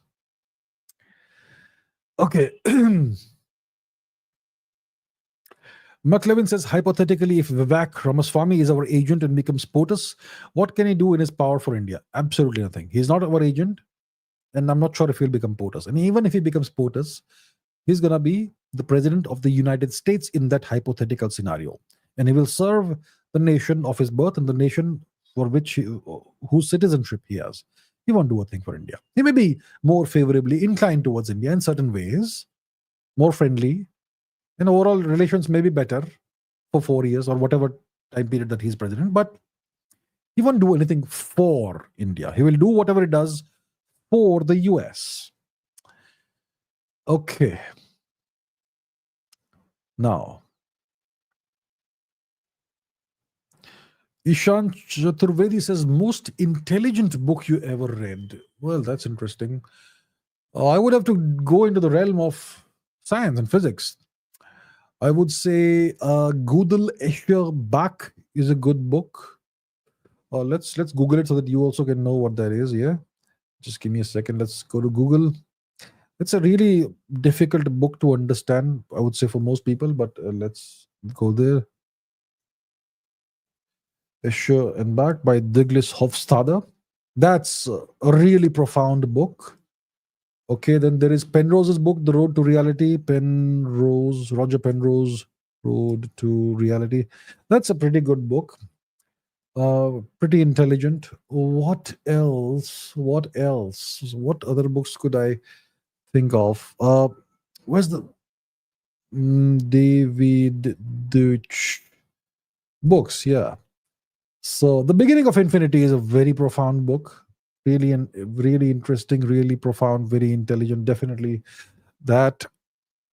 And what else? I don't know. If you put me on the spot like this, it's hard for me to remember on the spot. I've read so many books, and um, um, apart from that, what? I'd rather not recommend books about hard science, hard physics, because there are many really intelligent books that you get there. Yeah, so maybe you could take a look at those books. Those are pretty intelligent. Hard reads, difficult reads, but yeah, if you can read that over time, you will gain a thing or two for sure. Lucky Asija says, Do you see India going to war in the near future? On the one hand, I don't want to see India go to war. On the other hand, it's very counterintuitive, but wars are good for nations. They harden nations. You know what a war does? First of all, it trims out all the fat from the military. If your nation is at war and you have your armed forces in that hypothetical, theoretical scenario fighting a war on the front lines, you're going to have attrition on the battlefield. People will get knocked out of action, right? Casualties. When you have casualties, you have field promotions on the battlefield. And battlefield promotions are always based on merit, not on seniority. So, battlefield promotions will give you a really hard and capable leadership. But that only happens in warfare. When you have a war, a nation at war, your entire economy gears towards war. You have to cut out all the nonsense, all the BS, all the flab. You have to gear the entire economy towards the war effort. It also reorients, kind of magnetizes society in a certain way. All the traitors are exposed very rapidly, and then, well, whatever, right? So, in a way, a war keeps a nation that goes to war on a, let's say, a frequent basis. It's generally a much harder, leaner, meaner nation, and it has a much more higher nationalistic outlook among its population. Nationalism is not being patriotic, is not about raising slogans. I love my country. I will give my life for my country. I support our armed forces. All that is just sloganeering. You have to be patriotic with your actions in various ways. So that's what happens when you have an actual war going on. So in one of the nations that's always at war, essentially, is the US. And you can see it's got a very hard edge because of that. And in the past, you had the UK that was always at war. It was always expanding, colonizing. It had a very hard edge. Russia has seen a tremendous amount of warfare. Russia has a very hard edge. When was the last time India was at war? We had a very limited war, the Kargil War, whenever it was, 98 or 2001, whichever year it was. Before that, we had 71, but after that, we've not had a war. I mean, look, I'm not saying I'm not being a warmonger. I'm not advocating going to war. War is obviously terrible. We would like to see peace, but looking at this thing from a certain perspective, war is not entirely a bad thing from a certain perspective. War is terrible for civilians. War has all kinds of suffering, human suffering. Terrible. But at a macro level, wars can be good for countries. That's the paradox that we face. But I would say that I rather hope that India does not go to war in the near future, because it will be perhaps most likely bad for our economy. And yeah, we would like to have peace for the next 20 years minimum, so that we can fully build up the economy. And another advantage of war is that, a nation that's at war doesn't tolerate soft leadership. Hopefully. Otherwise you lose. You end up losing. You become a loser. So a leader that's weak is hopefully shoved out, and a really hard-edged leader comes to power, which is good for a nation. So those are the advantages of a nation being at war a lot of the time. But we don't want to be in that position right now. We need a lot of reforms in the country. We need our economy to grow. And for that, we would not want to go to war. So I hope India doesn't go to war for the next 20 years minimum. And right now, it doesn't look like there's going to be a scenario in the near to medium term future where we go to war. So hopefully it stays that way.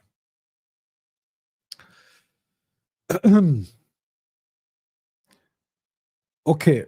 Shreya Dyuti says, Pranam, should India procure more new HAL made Super Sukhois to counter falling squadron numbers? We have the production capability and Super Sukhois. I'm not sure how much of the Super Sukhoi or the Sukhoi 30 MKI, it's how much of it is indigenous. I believe that we receive these kits from Russia and we assemble the kits in the HAL. And I'm sure there's a lot of indigenization that's happened over the years. And a lot of the parts would be made in India, but the core technologies would still be controlled by Russia, I'm sure. And I'm sure the Russians would be okay with us producing, let's say, 300 more Super Sukhois or whatever. They'll be okay with that. And they won't come in the way. But is that what we need? Is that what we need? Is that truly an Indian aircraft? And do we have the capacity to churn out a large number of these aircraft every year? I mean, HAL has always had these issues with production lines. We were producing, 16 Tejas fighters a year, and even that has been now stalled because the Americans are not sending us, not supplying us the fighter, the jet engines, the 404 or whatever jet engine, right? They're not supplying these jet engines, so we are stalled right now. So in case HAL has the capacity to churn out a large number of these Sukhois every year, at least 20, 30, then maybe we should do that. So in 5 years, if you're doing 20 a year, then in 5 years you have 100. And what's the squadron? 18? I don't know what the squadron number is, but yeah, it could really help us out. That's one thing we could do. Or then the other option is we set up a manufacturing line of the Rafales in India and procure 100, 200 of those, which will cost us an arm and a leg. But what to do? And of course, we are going ahead with the development of the Tejas Mark II or whatever in the AMCA, perhaps the FGFA, whatever these aircraft, and that should continue. In the meanwhile, as a stopgap solution, maybe we could do something like this. So I think the Super Sukhoi could be a low-hanging fruit. It will be something that can be easily achieved if that's what we want to do. Is that what our Air Force requires? I think numbers really matter. The Sukhoi is a good aircraft, so maybe we can go for that. But at the end of the day, the government makes these decisions. Okay, Hani Sharma says, then what do you propose? I mean, excuse me, what? Oh, it's in response to which answer? I already answered a whole bunch of questions. And why US offers to moderate the border dispute to end tensions? Between whom? India, Pakistan, India, China, who? The US has no business interceding between India and China. The Chinese won't listen to the Americans. And IB knew about the road, but they didn't do anything about it because they didn't want to trigger the Chinese. I'm not sure what you're asking, sir. Are you asking about what do I propose about the resolution of the boundary dispute between India and China? I would say that the realistic solution is to freeze the border where it is, which means India gives up any more claims on Aksai Chin, swallow the bitter pill, and China gives up its claims on whatever territory they are claiming, Arunachal Pradesh, etc. And they give up their claims on whatever Bhutanese territory they're claiming. I think that is a practical, feasible solution. It will require a climb down of kinds of sorts from both sides and just freeze the border where it is. That is the solution I would propose. But I would say the majority of Indians will heap abuses on me for that because I'm saying that we should give up Aksai Chin, give up the claim on Aksai Chin. The Chinese will never return Aksai Chin to India. They are way more powerful than us, and no powerful nation gives up territory to a weaker nation. Please understand and accept the fact that today, 2024, November, whatever date it is today, India is weaker than China, significantly weaker than China. And as such, we cannot expect them to give up our territory, even though it is justifiably our territory or whatever. There's no justice in the world. The only thing that matters in the world is leverage and power and strength. And the Chinese have that, we don't. So the best possible solution right now is to freeze the border where it is. In 100 years, in 50 years, we'll see. Right now, freeze it here and end the problem. That's what I propose. I don't know what the Americans are proposing or whatnot. They don't have any business coming in this, interfering in this matter. This is a bilateral issue between India and China. The Americans have no business offering to moderate or whatever. Okay, stay out of this matter. That's what I would say to the Americans. Intelligence Bureau knew about the road. They didn't do anything because they didn't want to trigger. The Intelligence Bureau, my friend, reports to whom? Who's at the top? Mr. Prime Minister. Yes. And I'm pretty sure that Mr. Nehru was told about this. And he kept quiet. Eventually, the matter was raised in Parliament. Before it was raised, see, when the matter was raised in Parliament about this Chinese road in the 1950s through Aksai Chin, so about 2 or 3 years had passed since the Chinese had constructed the road. And only 2-3 years later was the matter raised in Parliament. And then Mr. Nehru said, how does it matter? Not a single blade of grass grows there. But I am sure that much before the parliamentary question, the question in Parliament, much before that, I'm sure the Intelligence Bureau and whoever else would have alerted Mr. Nehru as to what was happening. But he chose not to do anything about that. Mr. Nehru, his ways are mysterious. We will never be able to understand Mr. Nehru.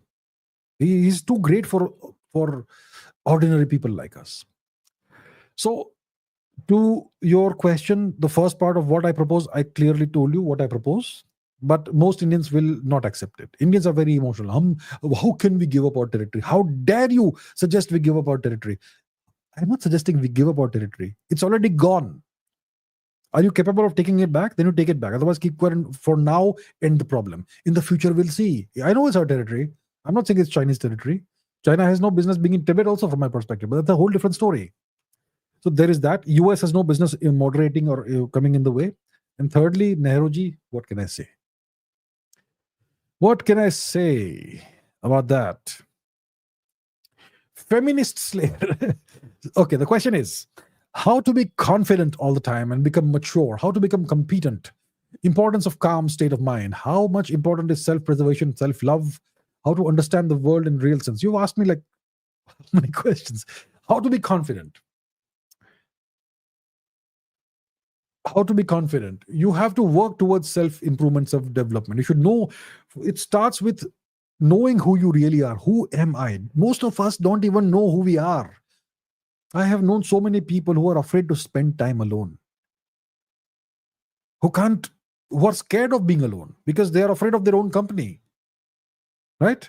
You should enjoy your own company. You should introspect and understand who you really are. You should not see yourself the way others see you, through others' perceptions of you or others' opinions of you. Who are you? Who are you really? You have to understand that. And then you have to understand your strengths and weaknesses. You have to understand where you want to be, what legacy you want to leave the day you leave. Then you have to work towards that. You have to acquire certain skills for that. It's not easy. It's really hard to do that. It's hard work. The easy thing is to just live an ordinary, mediocre life and just plod along. But if you want to be confident, you have to acquire skills that others don't have. You have to become more valuable than most people. That's what gives you confidence. One of the easiest ways to become confident is to earn money, more money than others. I mean, that solves most problems in life. Money will not buy you happiness, but it will buy you freedom. Money is freedom. Money is not happiness. What you do with your freedom can give you happiness. So one of the things you can do is to earn money. How to be mature? Well, that takes time. That takes time. One of the other ways of becoming confident is by building up your body, by making yourself stronger, by becoming fit, really strong, lift heavy weights and stuff. Then it makes you strong, automatically confident. How to become competent? You have to work on yourself. You have to work really hard. Importance of calm state of mind. More than calm, you have to be. Yeah, calm is a good term. The more important thing is that you should not allow your emotions to rule you. Hello, I'm talking to you. A lot of people are very emotional, overly emotional, and they react to situations emotionally rather than saying, okay, I'm feeling this emotion, great. Now, let me keep that emotion aside and let me think calmly and rationally about what's happening. That's a very important skill to have. It's a very important trait to have. So that is what gives you your calm state of mind, that you can be calm under pressure. You can do that if you don't allow your emotions to rule you. And that is something you have to it's a capability, it's an ability to build up over time. Everybody has emotions. Even the seemingly most stoic person has emotions just the same as everyone else. But some people are able to master their emotions. How important is self-preservation? I mean, it's the most important thing in the world. Self-preservation and loving yourself. Very important. You have to do that. How to understand the world in the real sense? By being curious and learning all the time. Some people, I would say most people stop learning by the time they're around 40. And then they will never change their mind. Stop learning. It's terrible. Learn, learn, learn. Roger Penrose is in his 90s. He's still learning something new every day. The people who approach life as a student rather than I'm an expert, I know everything, they will understand the world better over time than everybody else. Everybody else will have a certain dogmatic worldview that this is how the world is and that's it. Nobody can change my mind. Such people will never succeed in life. So it's I could do a 2-hour session on these questions only, but in brief, that's what I can say. Right. Okay. I saw some interesting questions. Okay, Mohan Singh asks a good question. Great question. What are my views on the Indian Air Force and the Navy? Indian Navy is scrapping their deal with Uber. My goodness, I cannot believe that somebody up there in the leadership of the IAF and the Navy actually agreed to do this deal with Uber. It is extraordinarily concerning that that's the kind of leadership we have in the IAF and the Indian Navy. And when this matter came out, and certain people spoke about it in a podcast, the retired Army and Navy and whatever military personnel, they attacked the people who were in that podcast for using unparliamentary language. What is more important? The fact that you have messed up royally, or the fact that somebody used certain language against you? They were trying to deflect the attention and deflect the blame and blame the people who use certain language. You cannot use such language about the armed forces. What the hell are you talking about? This is an extremely dangerous thing. Giving, this deal with Uber, it would have allowed Uber, which is an American company, to pinpoint the locations in real time of every officer of the IAF and Navy who would be a member of this thing, eligible for this. It's always going to be the top brass, the high-ranking officers and officers, not the non-officer cadre of the military. So they would be able to pinpoint the exact location in real time of every single officer, where he goes, where he doesn't go, what time he's where, what is the routine, what is the daily path of each person, where does this person go within this certain building, within this Air Force installation or this naval installation. Exactly, they can trace out routes on the map. Can you imagine the kind of metadata and intelligence that foreign governments can collect from this? It's incredible that somebody in the leadership high up agreed to this. I don't know what word or term to use for the level of stupidity this entails.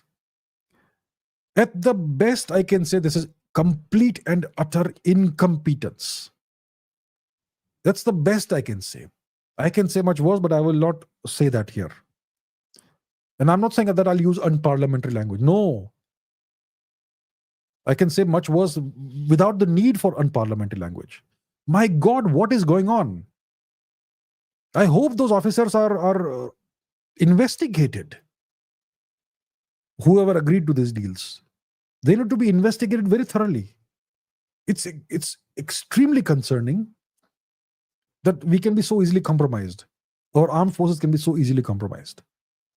And after all this public outcry, they have decided to start the process of scrapping the deal. So I don't know how much data Uber may already have collected. It's not just Uber, it's other apps. You have a Fitbit watch, it tracks your entire day, exactly where you are. GPS coordinates every second. That can allow foreign powers to draw detailed maps of the comings and goings of various officers in various installations, and exactly where they go and where. And if you know which officer is handling which thing, then you know exactly where that thing is located. Let's say you have an officer, hypothetical scenario, let's say you have a number of officers in the Indian Air Force, let's say, hypothetically, who are in charge of maintenance of nuclear warheads that are mated to various missiles, let's say. And somehow the foreign government knows this, that these are the officers. Now, all you have to do is to track the movements of those officers to know where they are going on a daily basis. That kind of gives you the locations of Indian nuclear warheads, doesn't it? Does India's military leadership not understand this? I think a high school student can understand this. So that why did they take this decision? That's the question. And that's why I'm saying that these officers, the highest level, whoever signed off on this, they need to be investigated very seriously. That's what I would say. This is not a joke. This is super serious. And the fact that some military officers, a bunch of them on social media, are saying that we should not have used whatever language. I mean, they are trying to deflect attention from where the real problem lies. And that makes me wonder what their agendas are, really. Very serious matter. Incredible security lapse. Incredible security lapse. In other countries, such people would be court-martialed. Or worse. Oof. Oh my God, seriously. Okay, let's see this. Shivank Bhatt says, France is looking to buy Indian weapons, Pinaka. Do you think that India can start selling more indigenous weapons in the future, especially the hypersonic missile we're developing? We certainly should aim to become a major arms exporter. I'm not saying we should become warmongers and start fomenting wars everywhere, but various nations, lots of nations need military equipment for their regular use, right? Every military wants to be equipped with the best it can afford. So we should have the objective of becoming one of the major arms exporters. And we are in the process of developing a lot of really good weapons systems. Pinaka is a great example, the Pinaka rocket system. Armenia already has this. So if France wants it, great. Let's sell it to them if they are interested. We have also sold a certain missile to Vietnam, is it? Philippines, yes. The Philippines is kind of in our good books. So we have sold a cutting edge, the BrahMos missile to the Philippines. And of course, you don't sell the BrahMos to a nation without the explicit approval from the Kremlin, which is Mr. Putin, yes? And the Philippines, why do they need BrahMos? Because they're scared of whom? China. So Mr. Putin sold a weapon system that could potentially be used against the Chinese Navy. Interesting situation. So my point is, we should certainly sell weapons systems of various kinds to friendly nations.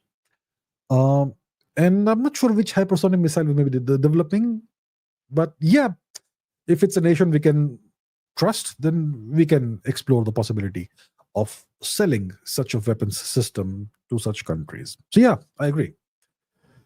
Karan Nalawat says, have you watched the Dragon Ball series? I haven't, I regret. These days I have no time to watch anything. I'm lucky if I can get a 1 hour spare in a day. So I've heard of this Dragon Ball thing, Dragon Ball Z and whatnot, but I haven't watched it, unfortunately. I'm sure it's pretty good. Okay. Tanmay says, what about the recent statement made by Nagaland regarding the armed rebellion against the government of India and asking for a separate flag and constitution? Oh, yes, well, you see, everything has been activated, is being activated in the far east of India, the northeast of India. The major power in India's far east, the so-called northeast, is the church. Mr. Nehru laid the groundwork for all this by giving exclusive access to American missionaries to the Northeast and allowing them to completely Christianize most of the Northeast. The entire indigenous culture has been wiped out in states like Nagaland, almost all of it. Okay.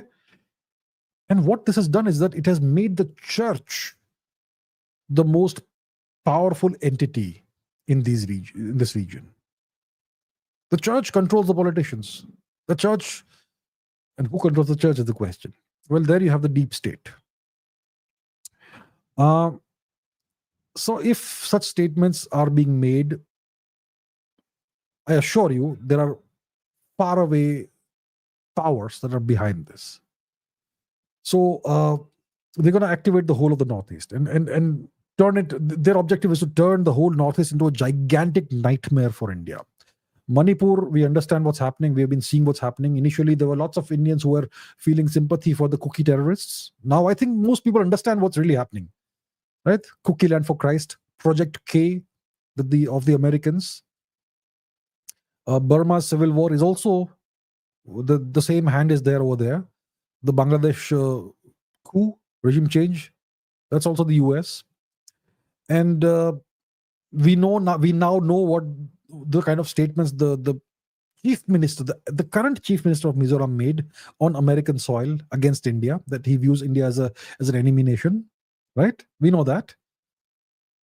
And we know that a significant amount of the illegal cookie infiltration that's happened into Manipur has allegedly happened through Mizoram. So Mizoram is activated. Manipur is the victim state right now. They are victimizing Manipur no end. What is the major sin of the indigenous people of Manipur, the Meiteis? That they're Hindus. That's their major sin. That's why Manipur is the target. So Mizoram is activated. Manipur is the target. Now they may activate other parts of the far east of India. Maybe they will try and activate Nagaland. You see, in the 20th century, the various Indian governments had such a horrible stepmotherly attitude towards the Northeast that every single state, there were multiple insurgencies in every state. Every state there had an insurgency, multiple insurgent outfits, and then other countries took advantage of that. The Chinese started aiding and abetting various insurgent outfits. The East Pakistanis were doing the same thing. Then the Americans got involved. A whole bunch, a complete mess the governments of India made of the Northeast in the 20th century. And a lot of that, what we are seeing in the Northeast today, is the legacy, the consequence, the natural consequence of what happened in the 20th century. Manipur has seen over 50 years of hell. No one knows about this.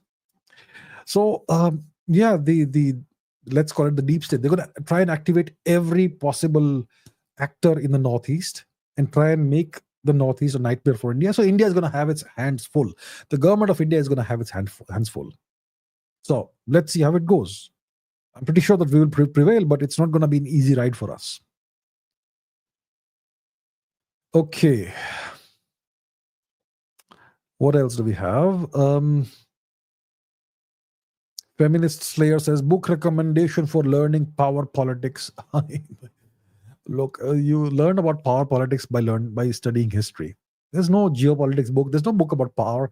There's a book by what? Okay, let's go to Google and I'll try and search for it. Give me a second. Give me a second. Let me go to Google and how they rule the world. Rule the world, not PDF. I don't know PDF download. So it's how they rule the world. Okay, it's a book by Pedro Baños. I think that's an interesting book. That's an interesting book recommendation. And then I'm sure the 48 rules of power. Okay, this could be an interesting book if you want to understand the nature of power and politics and all that. And I'm sure there are more books, but I can't think of others right now, so I'll stop at that. And my friend Vishal Malhotra says our episode has got an amazing response. I'm glad to hear that, Vishal. My podcast with Vishal, the second one, has come out recently. Yesterday, I think, on his channel. So I would recommend my viewers, please go and watch that as well. I think it's about Jinnah, Gandhi, etc. Interesting topics. So thank you to Vishal for having me on your podcast and appreciate your comment. Um, all right. What other questions can we get into? There's always a lot of questions, as always. I hope I find the really interesting ones. Um, okay, this one is interesting. Man Kar says, what do you think about Yajna Devam's decipherment of the Harappan, so-called Harappan script or Indus Valley script or Saraswati Sindhu script? Interesting question. So Yajna Devam, we don't know his real name, but he goes as Yajna Devam on Twitter, on the internet, and he has deciphered the script. Okay, so what's this script? Once again, let me go to Google and put that on the screen. So Harappan script. Harappan. Yeah, there we have it. So the Indus script, or whatever you want to call it, it's this script which has never been deciphered until now. A number of people have claimed to have deciphered it, but their decipherments were all nonsense. People like Iravatan, Mahadevan, etc., completely fake, spurious, decipherments that nobody has taken seriously, east, west, anywhere. So now Yajna Devam says that he has deciphered the Harappan script. So let's go and see that. Yaj, here we go. Harappan script, Yajna Devam, and this is the research paper. A cryptanalytic decipherment of the Indus script, and you can see the full PDF. It's available for download if you want to. It's a pretty long document, roughly 100 pages, and it speaks about deciphering the Indus script as a cryptogram. Okay, so whenever this tweet loads, here we have it. So he's tweeted about that. So that's the thing. Now, his background, Yajna Devam's background, is that of computer science and cryptography. So he is uniquely positioned to tackle this problem. I have said this a few years ago that we should use AI, we should use cryptography to try and decipher the Indus Saraswati script. And now he has gone ahead and done the decipherment. And the paper is available for public scrutiny. So, what do I think about this? So I still haven't gone through the paper in detail. So I don't know what to say about it. But most likely I'm going to have him on my podcast. We're going to sit face to face and we will discuss this at length. And hopefully one gets to the bottom of that during that discussion. It's going to happen in a couple of months when he will be visiting India. Okay, so I'm going to discuss this with him face to face, and that episode will be put out on this channel. So, and before that happens, I will make sure that I read the paper in detail and understand what it has to say. And then we will revisit this question.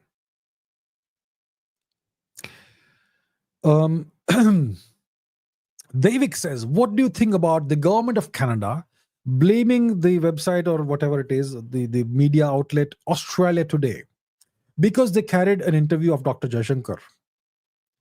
Hypocrisy. What a joke Canada is. What a joke the government of Canada is. On the one hand, they claim to be all about freedom of speech and democracy and blah, blah, blah. And on the other hand, they're banning media outlets. Absolute hypocrisy. These people should be ashamed of themselves.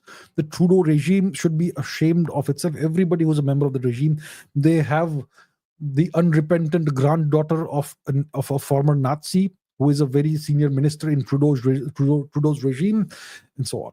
So I think it completely exposes the utter hypocrisy of Justin Trudeau and his regime. This is an authoritarian, iron-fisted regime masquerading as something that's liberal. They are the exact opposite of liberal. So that's what I can say about this. Shameful, absolutely shameful, and shameless people. They have no shame. Okay. Vinay Kumar says the US can't get rid of their 36 trillion US dollar, 1 trillion interest the debt. Can the US get out of this mess without de-dollarization? Look, the US can print money and repay any nation's debt. So it's no big deal for the US.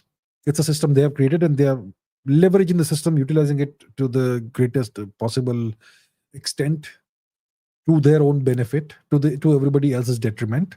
The US dollar is nothing but a piece of paper. It is no longer pegged to the price of gold or anything else. It's a freely floating piece of paper. The only thing that gives it value is the military might of the US, and they enforce it as the reserve currency through their global power projection capabilities.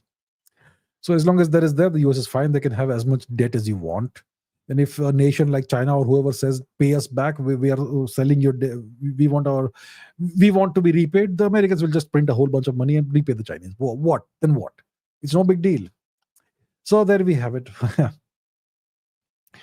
Brijesh says, do you think the US B-2 stealth bomber is reverse engineered alien technology? Because I watched Bob Lazar, Joe Rogan podcast in which he said that he worked in Area 51. Are there any secret bases in India? Look, ask yourself this question. The testimony of Bob Lazar on Joe Rogan's podcast, is it valid in a court of law? If you go to court and for whatever reason, in whichever case, you put up this statement of Bob Lazar on Joe Rogan's podcast as evidence, will the court accept that as valid evidence? No. They will throw it out. They will laugh it out. Because that's what is called hearsay. In Hindi, we say, kahi suni baate. One guy comes and makes these claims. What's the evidence to back up his claim? Did he provide any actual evidence that he worked there? And maybe, let's say he worked there. But then, just because he worked there doesn't mean that there is alien technology there because he claims that, right? So the problem we face with these claims is that there is no evidence that backs it up, that backs up these claims. No hard evidence.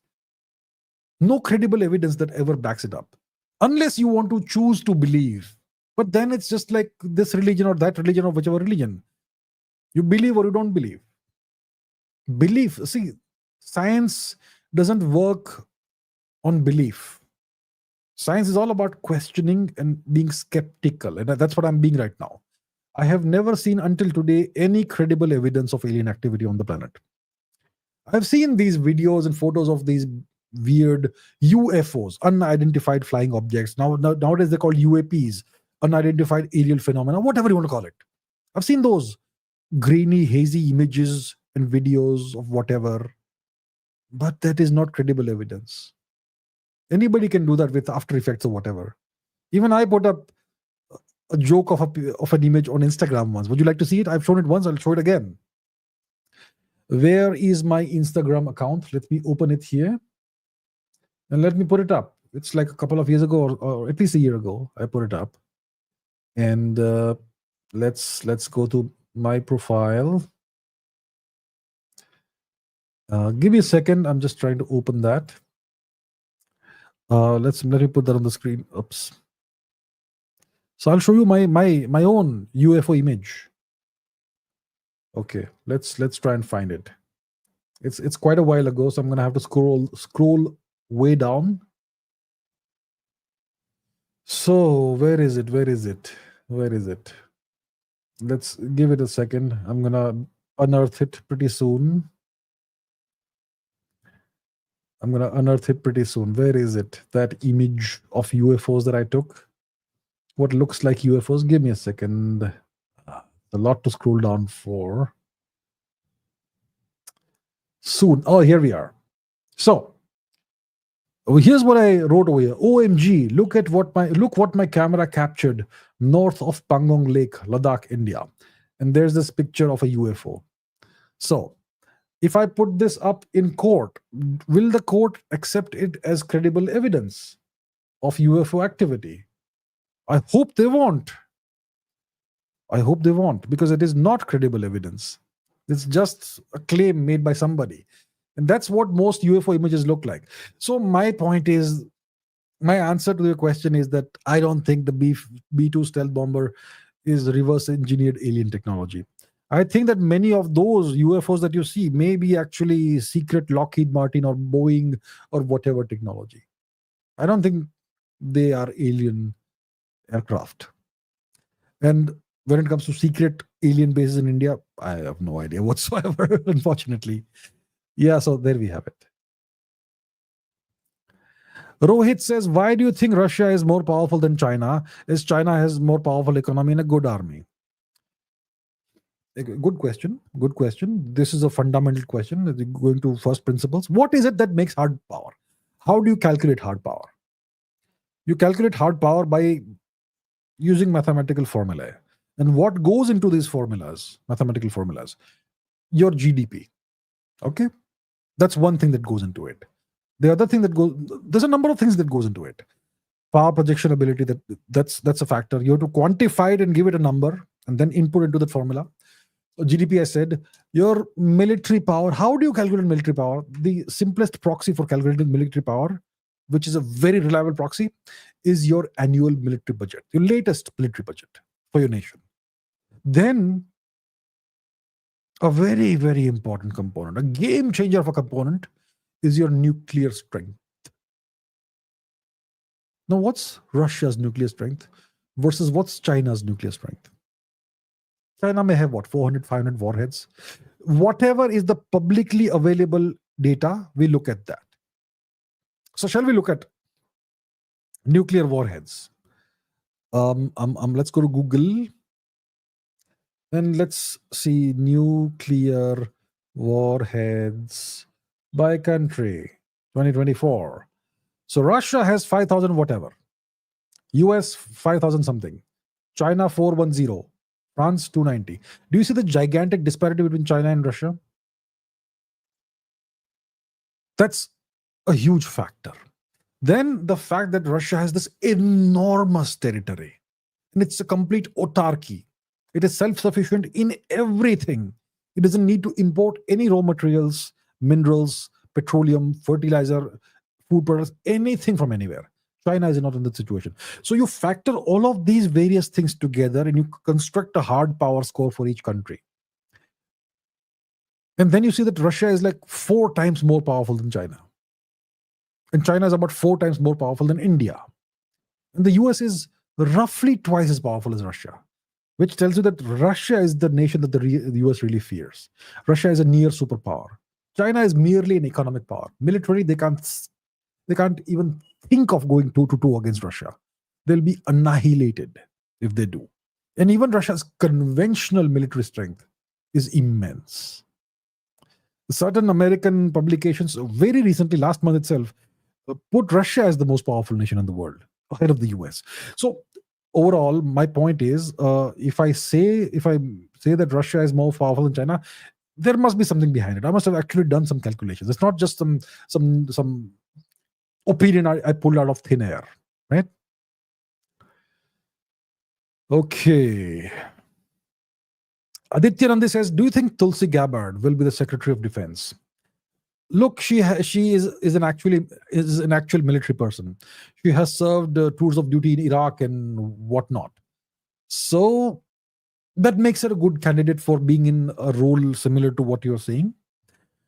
I am pretty sure she will end up getting some kind of reasonably senior position in the Trump cabinet. What position she gets, I'm not sure. She's a pretty young lady, isn't she? Early 40s or mid 40s, which is okay. Youth is not a problem. It's not a disadvantage. Obama became president at the age of what, 44 or something? Probably he was younger than Tulsi when he became president. So that's okay. The question is, how much does Trump trust Tulsi Gabbard? She used to be a Democrat and she recently became a Republican, but she has shown Republican tendencies for quite a while. She has been extremely patriotic. She served the nation, so she has a good track record, good background. She's a Hindu, but that is okay. Could that be a factor which could go against her? Who knows? I don't know. Only Trump knows. So I would say that I'm pretty certain she will get a reasonably senior position somewhere in the Trump cabinet. If it is Secretary of Defense, it will be very interesting, but I'm not 100% sure about that. But I'm pretty sure she will get a reasonably senior position somewhere in the Trump administration. I'll be surprised if she doesn't get a senior position somewhere in the cabinet. Right.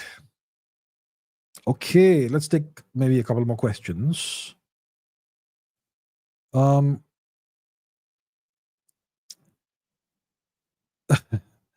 Kalra says, could you shed some light on Germany's focus on India document? So the first thing you will see is the cover of the document, which features prominently a truncated map of India, which excludes Jammu, Kashmir, and Ladakh. That's the kind of focus these Germans want to have on India. So the very cover of the document is an attempted slap on India's face. And then they say that they want to focus on India and have more Indian investment, and they want Indian workers to come to Germany, and they want more Indian students and all that. First of all, Germany needs to solve its racism problem. They're extremely racist towards non-white people, which is weird because they have so many Turks and whatnot in Germany.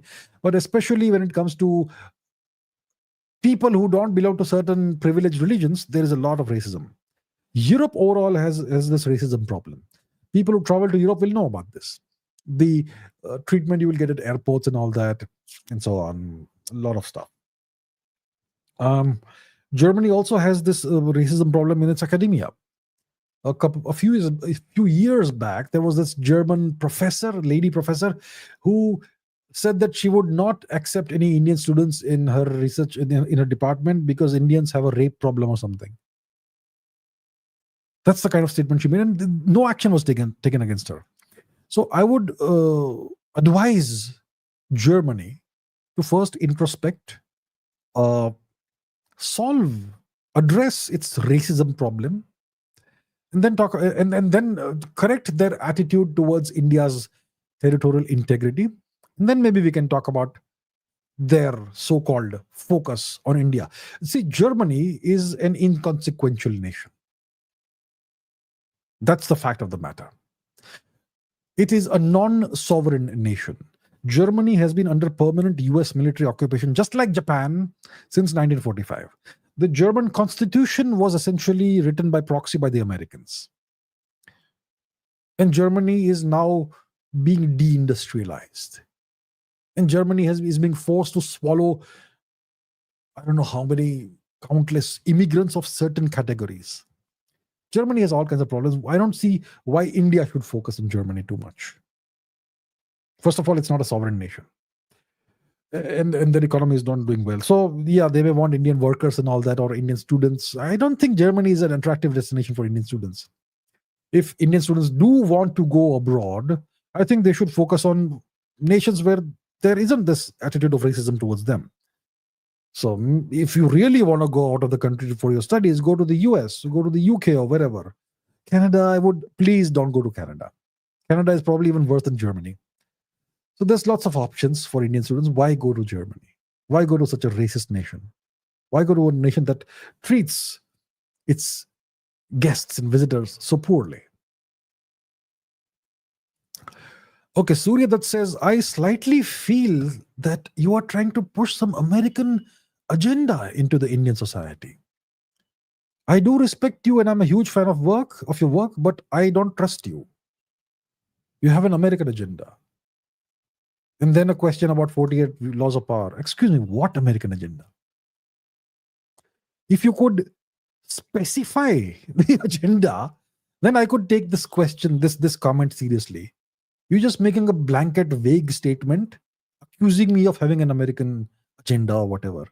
I mean, if you want to claim that I have an agenda of some kind, you should maybe substantiate that in some way, giving some specific example of some way, of some kind. So, I'm not sure what you're trying to do, but okay. What else?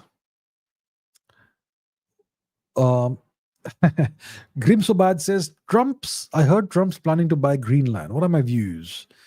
I think India is screwed in the long term. The Americans are overpowered and still haven't peaked. I think the Americans have still haven't peaked. The Americans are currently at the peak of their power historically. They have never been this powerful, and they're gonna get more powerful. Okay, America is nowhere declining. Society's moral structure may be declining. The society may be in decline, but the military and overall hard power has never been this high. So America is at the peak of its strength. Now, is Trump planning to buy Greenland? I think the America's 250th anniversary is coming up soon, in a couple of years. So maybe they could give themselves a gift by buying Greenland. Who owns Greenland? I think Denmark owns Greenland. If the Americans insist, I'm sure that the people of the government of Denmark will oblige and sell Greenland to America if they want. And to buy Greenland, all you have to do is print a bunch of dollars and give it to Denmark. So I'm sure they can do it if they want to. I'm not sure it's something that's happening, it's being taken up seriously. But if they want to, I'm sure they can. Okay. Can you explain the difference between power and strength? From a geopolitical perspective, there's no difference between power and strength. From a physics perspective, yeah, there's a different definition and all that. But from a geopolitical perspective, there's absolutely no difference between power and strength. The two words can be used interchangeably. Okay. Shankar Narayanan says, is colonizing Mars ethical? And what do you envision for the human race when it comes to being multiplanetary? Why do you conquer? You conquer because you can, not because it's ethical or not. Ethics doesn't figure in geopolitical calculations and considerations. There is no role for ethics and morality in geopolitics. We are the nation of Vishnugupta Chanakya. I think we should understand this. There is no role for ethics or morality in geopolitics. If a nation has the capability, the capacity, the ability to colonize Mars, they will do it. There's nothing right or wrong about it. Of course, it's an alien planet. It's not our planet. We belong to Earth. But so what? If they can, they will do it. And it's going to happen. Next 5 years, you'll probably have humans on Mars. And in the next 20 years, you may have a significant population on Mars, maybe a few thousands. It's possible. It's going to happen. And essentially, America will own Mars sooner rather than later. There's nothing ethical or unethical about it. They can, so they'll do it. Now, the question is, what do you envision for the human race when it comes to becoming multiplanetary? SpaceX has developed the ability to make humanity multiplanetary. Their latest, the most powerful rocket, Starship, right? It's capable of sending a large number of people to Mars on one launch vehicle. And they plan to launch multiple vehicles at a go. So, yeah, in the next few years, I think in the next 2 years, they're going to launch a number of unmanned starships to Mars. And if that works fine, in the next 2 years from there, they're going to send humans to Mars. So we are going to be multiplanetary, but it's going to be Americans mainly who are going to be on Mars. And Elon Musk and the US government will decide who gets to go to Mars and not. And I'm pretty sure that Elon Musk's end game is to become king of Mars. Let's see. Okay, we are way past 2 hours. So I think we're going to end this session right here. So yeah, I'm going to end this here. It's been a great series of questions. Thank you so much for all the questions. Apologies to those of you whose questions I could not take.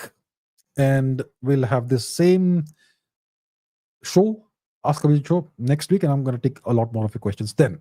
So until then, thank you very much for the questions. Thank you for your viewership. Please keep raising your standards. Please keep asking your questions. And I'll see you in the next episode. Thank you. Bye.